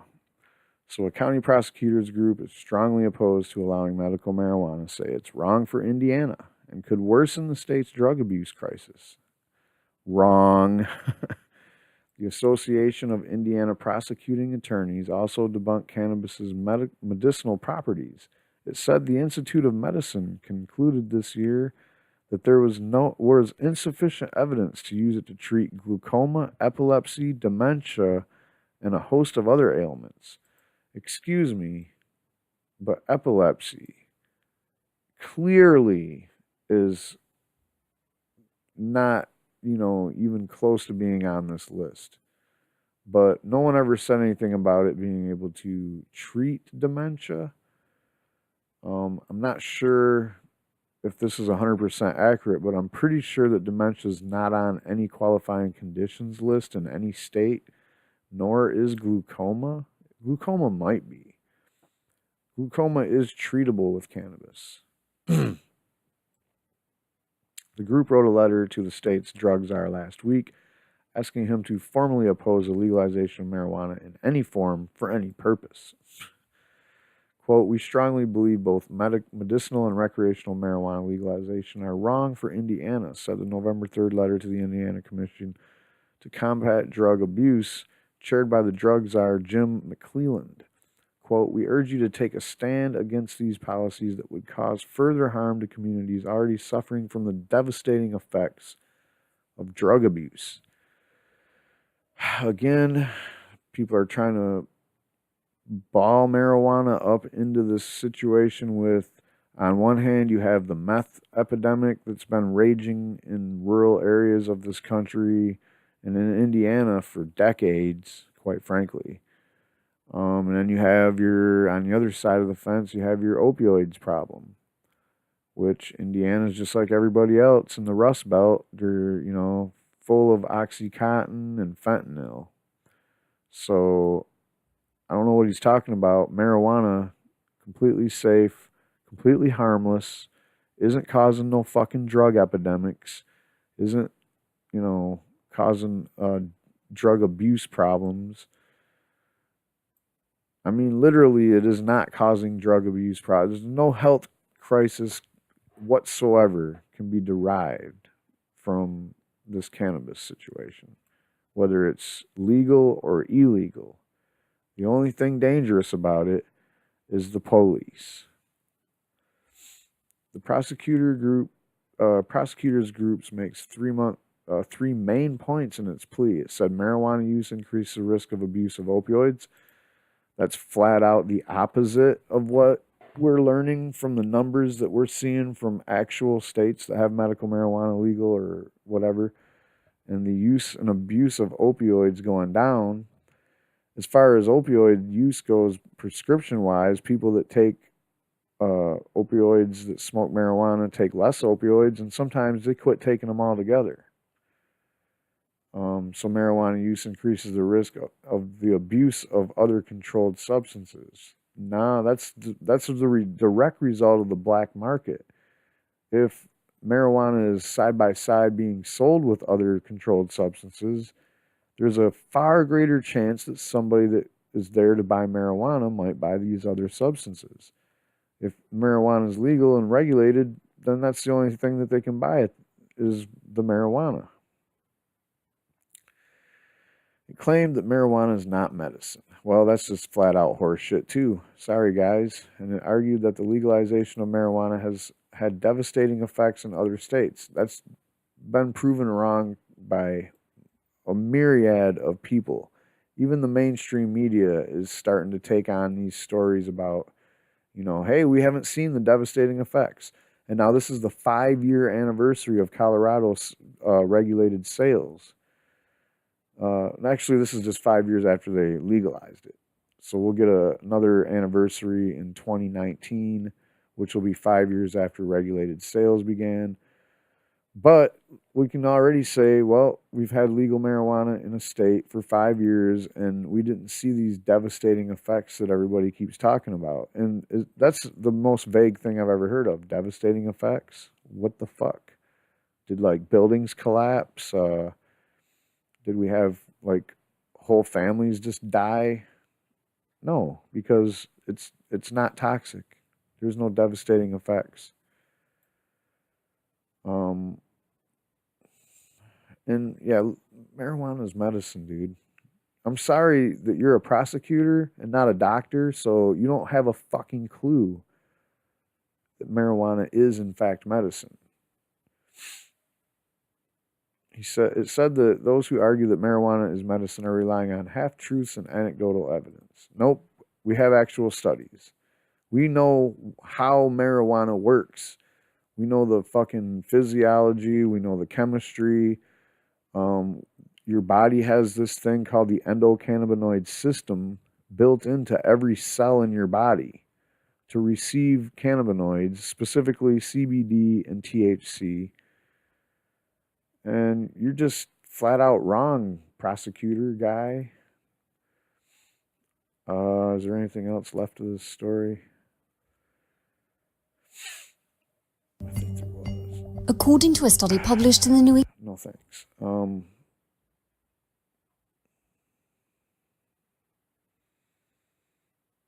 Nah, this is just Oh,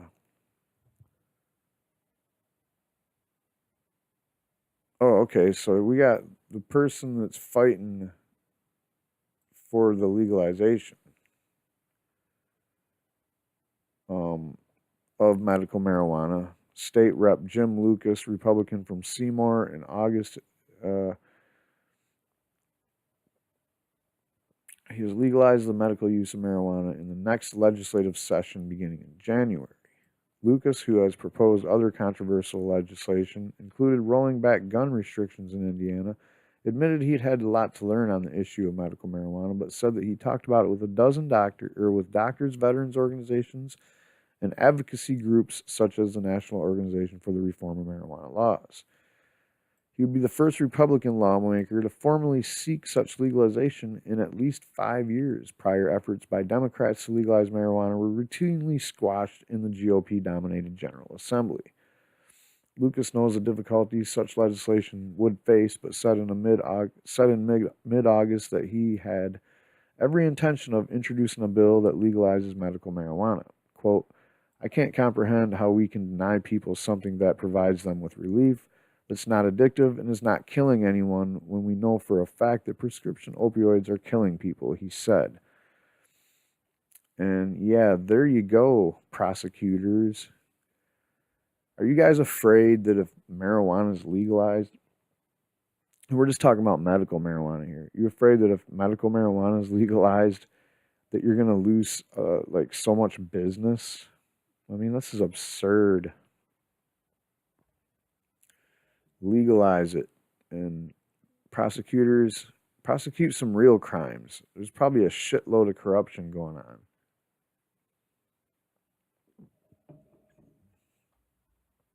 And then you have more of this, the new thing that's the hottest item in anti-marijuana is driving stoned. And I don't even like to read these anymore. It's just annoying and frustrating. This lady here quoting this AAA thing, talking about AAA. And let's see. The quote is, we've finally made so much headway with reducing fatal alcohol-related car crashes, and now this comes along and it blows it out of the water. Blows the headway out of the water, I guess. That's Carroll Steam Deputy Police Chief John Jungers said at the Oak Brook Conference. So my concern is about putting a law in place without being prepared for the repercussions. All right, guys, Indiana, or wait, this is Illinois. Guess what? People are already driving stoned. Big shock. And they're not crashing into shit because this is not, it's not how it works.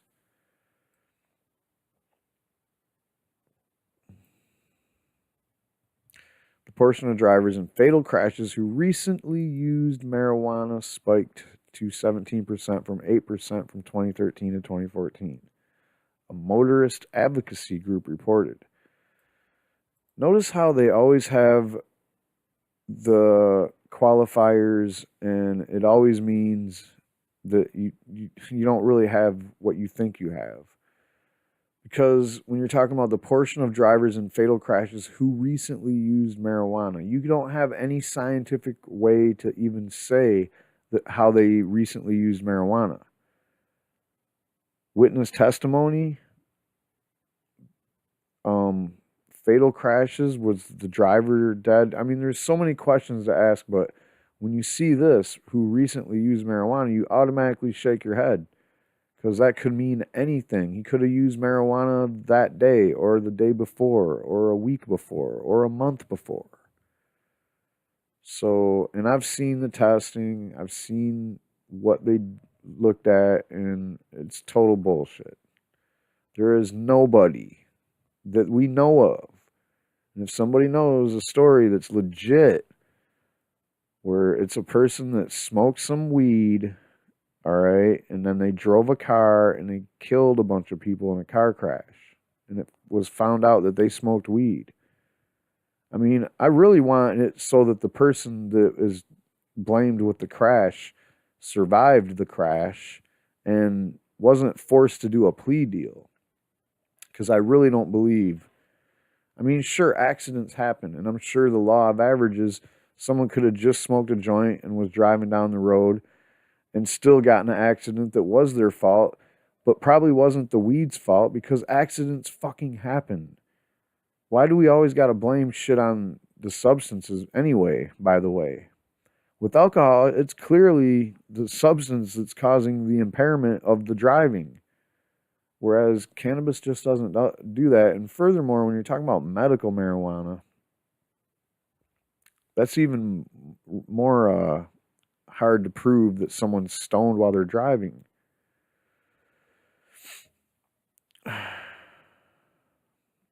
So they're still talking about it here. Illinois law now prohibits driving with 5 or more nanograms of tetrahydrocannabinol in a person's system.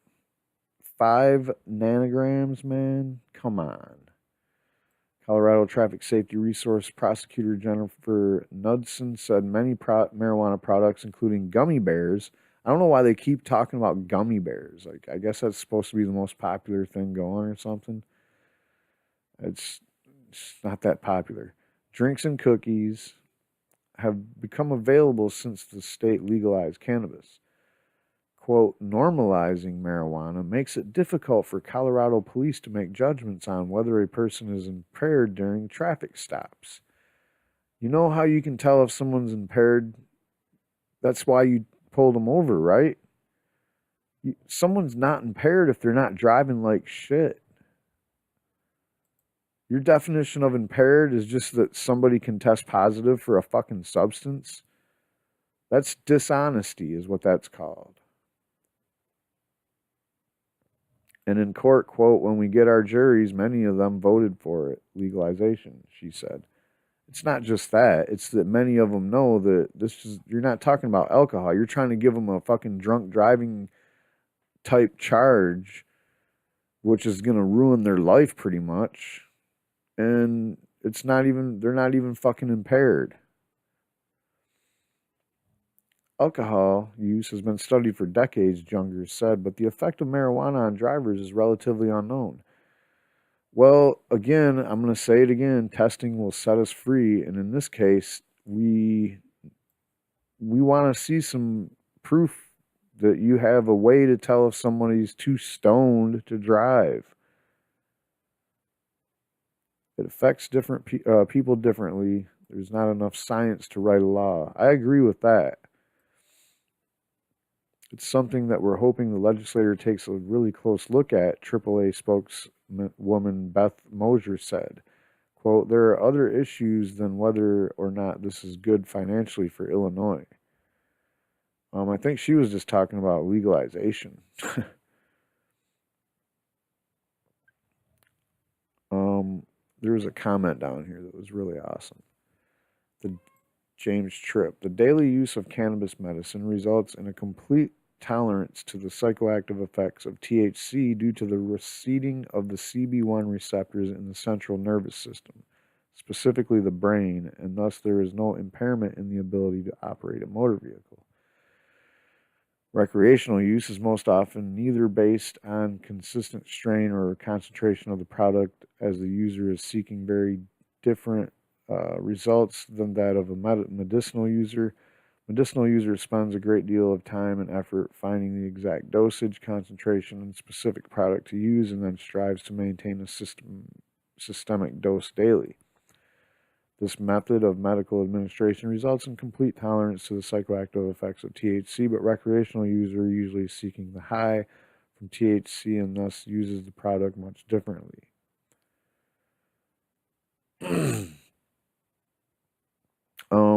So what I kind of get out of that is that medical marijuana users probably are having a much higher tolerance level on average than people that smoke recreationally. And it might be a little bit, it might be giving credulence to this thing over here where they're talking about, like different people are affected differently. You can't just make a blanket law or a blanket number and say, oh, like the 5 nanograms. I'm a medical user. 5 nanograms to me is like, that you're still going to find that in my system a month later, no problem. Come on. So, yeah, that's the biggest fight we're fighting right now is this whole notion that, impaired driving. Impaired driving, if you are impaired, you shouldn't be driving. That's all there is to it. I don't have any problem with that notion, but why are we acting like when you smoke a joint, you're drunk? That's just not fucking accurate. Or when you smoked a joint last night, you're somehow still drunk the next day, because that's when you're still going to have 5 nanograms, even if you never smoked weed before. So Colorado's churning it around. Police dog is now, they're not training them anymore to smell weed. And that's good news. I don't like the drug war, so I don't think the dog should be used to sniff out any drugs. I agree with using them to sniff out bombs, because people blowing people up is fucking bullshit. Cops should be more focused on that kind of shit. But anyway, that's good news. And this, I mentioned that I might run back into this story before. Buffalo is about to get its first ever medical marijuana dispensary as the program expands statewide. However, the fledgling program faces its share of obstacles, tepid doctor interest, limited certified patients, and restrictive law makes access difficult.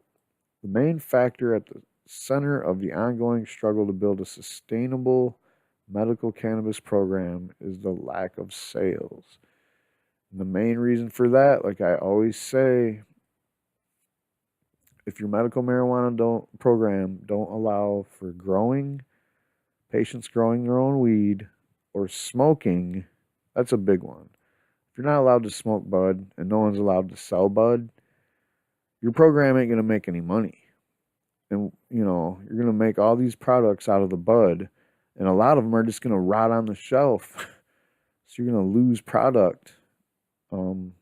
Anyway, nearly 2 years since its launch, the program's 5 registered organizations that grow and manufacture and sell the medicine have combined for a gross of under $18 million before any taxes, expenses, and overhead cost, according to a 2-on-your-side analysis of the state records. Revenues have steadily increased in recent months and have a number of certified patients, giving hope that the program is heading in the right direction.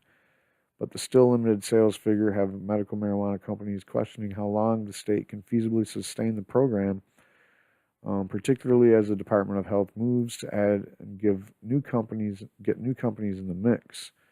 The existing ones are struggling to turn a profit. Quote, I believe this to be a true statement, with no registered organization has made even a penny in profit since day one, said Ari Hoffnung, CEO in Vero Health of New York, which operates a growing facility and 4 dispensaries.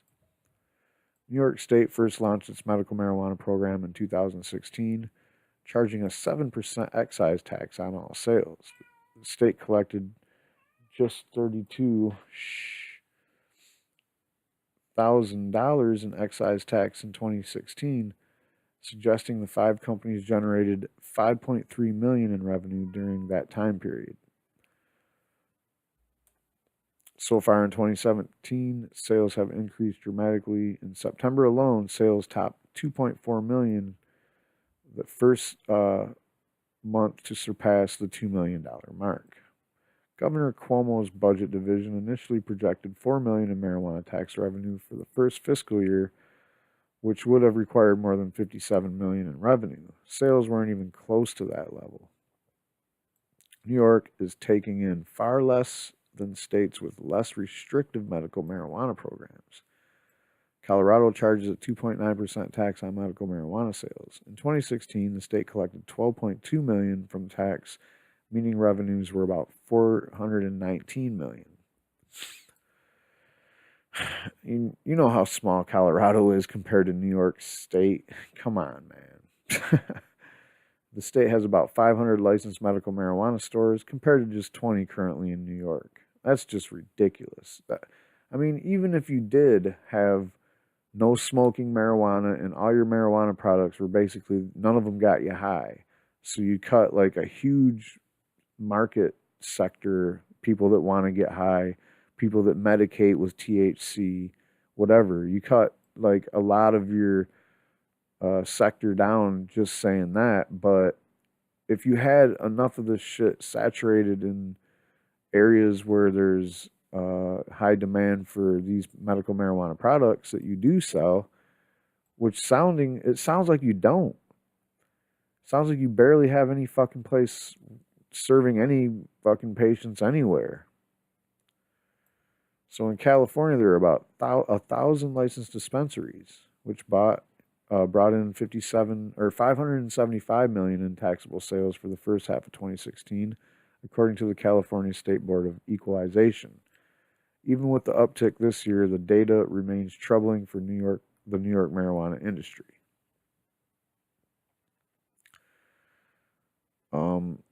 That's about all I want to read here. How about the quote, no business can incur operating losses in perpetuity. And I want to say that's the exact quote that the guy in Illinois said about their same problem with their medical marijuana companies that were losing millions of dollars a couple years ago. That's not a business. That's a nonprofit organization. And that's not how this market was structured.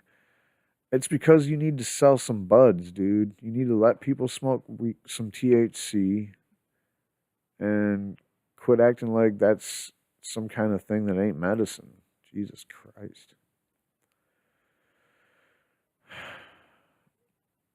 So Cook County Board President Tony Preckwinkle, that's them there, signaled her support Tuesday for an advisory referendum on whether recreational marijuana should be made legal. And to do that, we understand the Springfield piece will be more lengthy and potentially complicated. Basically, they would have to make it legal in the whole state, I think. So they want to put the question to a March 20th primary ballot.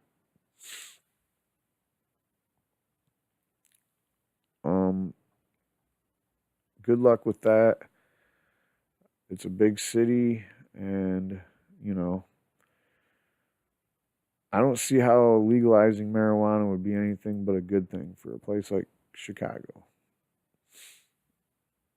So we have another study that reports patients report substituting cannabis for opioids, other pain medications.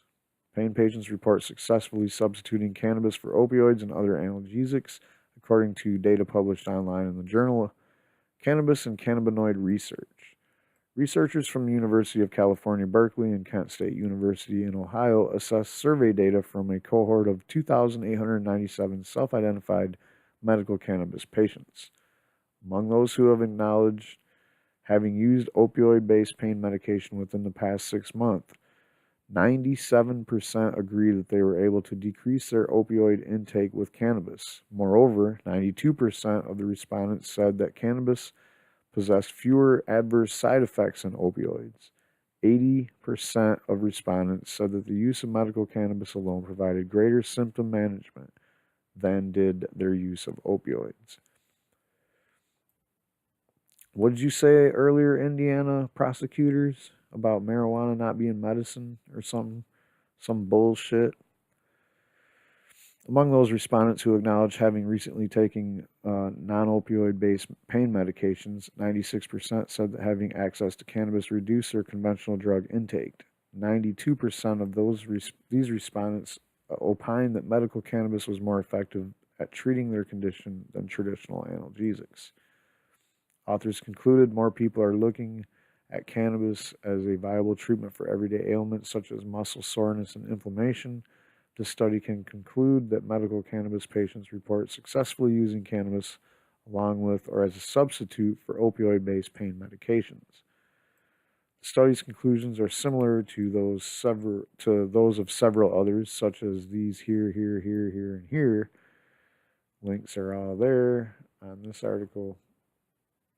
Finding reduced prescription drug use and spending by those with access to cannabis. Separate studies report an association between cannabis access and lower rates of opioid-related abuse, hospitalization, traffic fatalities, and overdose deaths. That was Paul Armentano, Normal Deputy Director. Once again, informing people, and here's the study there. Case, I always like to see the actual cover page of the study. It just makes it feel a little bit more official, And by the way, this is official. It's an official study, just like the government always claims they have studies. Oh, we have a study that says this and that.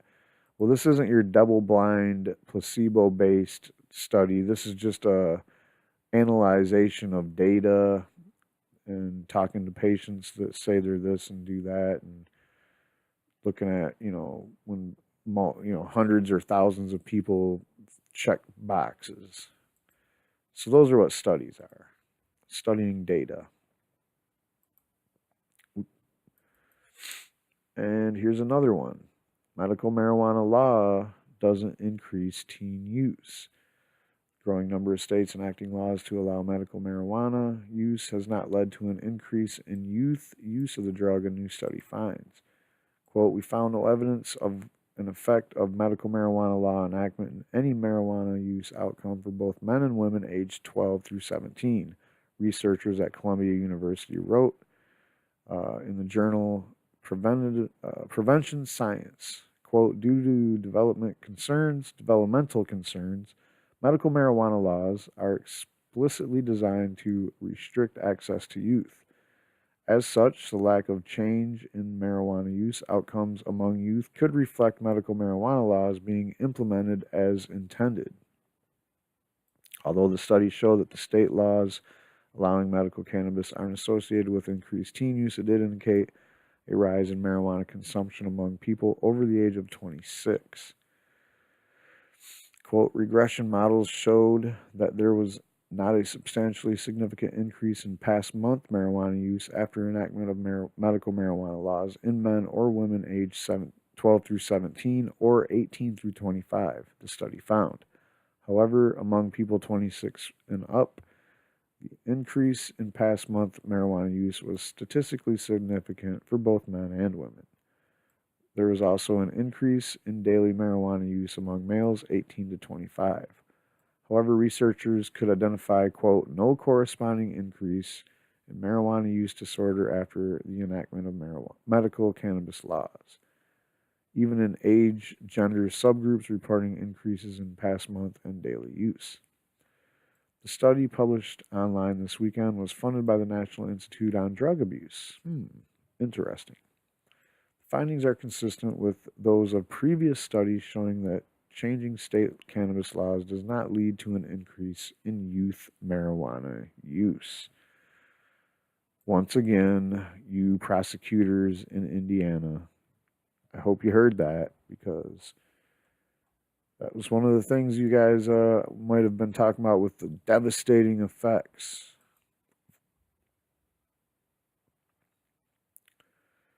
And, oh yeah, here's the study there on that one. Impact of medical marijuana laws on state-level marijuana use by age and gender.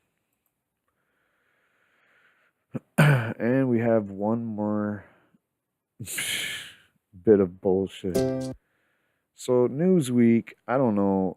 I don't know if I ever really liked Newsweek or respected it as a journalistic piece of something, whatever. But lately, they have been rolling out with some serious bullshit, propaganda, garbage. Like this one made its round to all the, the Daily Mails and all the other anti-marijuana, like fake news rags is what I basically look at them as. But this is just basically trying to scare you into being a little more vigilant to try to make your kids never smoke weed. Because the likelihood of getting a job and marriage plummet for teens who smoke weed. And really what they're talking about here is somebody that drinks. And somebody that drinks a lot or smokes weed tons when they're in, high school. It's like, dude, are you kidding? Like, I don't understand what you're talking about. You're just talking about people that overindulge in shit. Hello? I don't know. It's just garbage. That's all I can say about this article. There's really no reason to read it. But I did want to point out to try to, every once in a while, you'll see weed stories. And I think Newsweek had a whole cover and it was talking about, like the future is marijuana type shit. But for the most part, they're just pushing the same Reefer Madness around the campfire that everybody else is pushing. So, total horse shit. Who cares? And finally, we are at the end of the clip. We have a good people that smoke weed situation where I don't really have a specific person in mind, so we'll just tell you who smokes weed.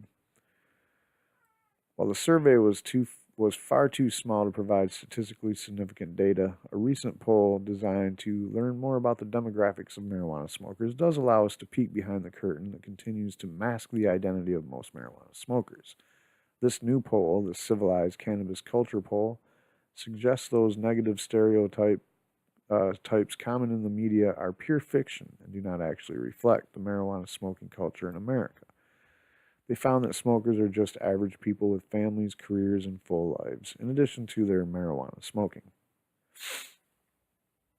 According to the Civilized poll results, most marijuana consumers are homeowners, 66%, 74% are employed, half have a household income of $75,000 or higher, 51% hold a supervisory or executive roles at work, 2% have completed college or university level programs, and 78% are married with children.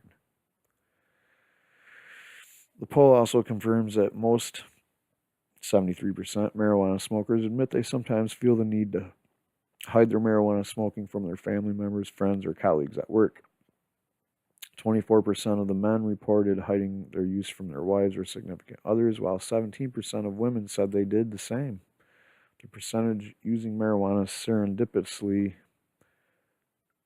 surreptitiously was highest among young smokers with higher income smokers. Without question, some social stigma remains attached to marijuana use, causing many smokers to keep their marijuana smoking a private matter. The survey found that once smokers reach retirement age, more people feel free to come out of the closet. Less than 7% of those over 45 years of age said they hid it from their spouse or other partner. Apparently, there are some advantages to age, and being honest about one's marijuana use is one of those. And if you need a celebrity that smokes weed, we're going to go with Hugh Hefner. This was written when he was still alive. Rest in peace, Hugh Hefner. Hugh Hefner was an advocate for the legalization of marijuana. At one point he said, "I don't think there's any question that marijuana should be legalized because to not legalize it, we're paying the same price we paid for prohibition." Very true. And that's all I got for the show. I feel like I've been sitting here for like 10 hours talking about this shit. But I hope everybody enjoyed. I'm getting excited. We're getting close to the 900 mark.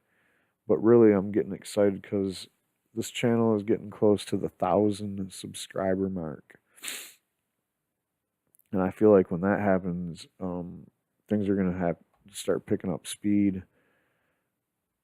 I'm almost at the 300 video mark too. So it's not too bad. I mean, for only being around for a little more than a year. That's all we got for the weekly podcast. Tune in soon for another one, or catch up on my daily clips. If you're not subscribed to the channel, please hit the subscribe button. Hit the like on your way out.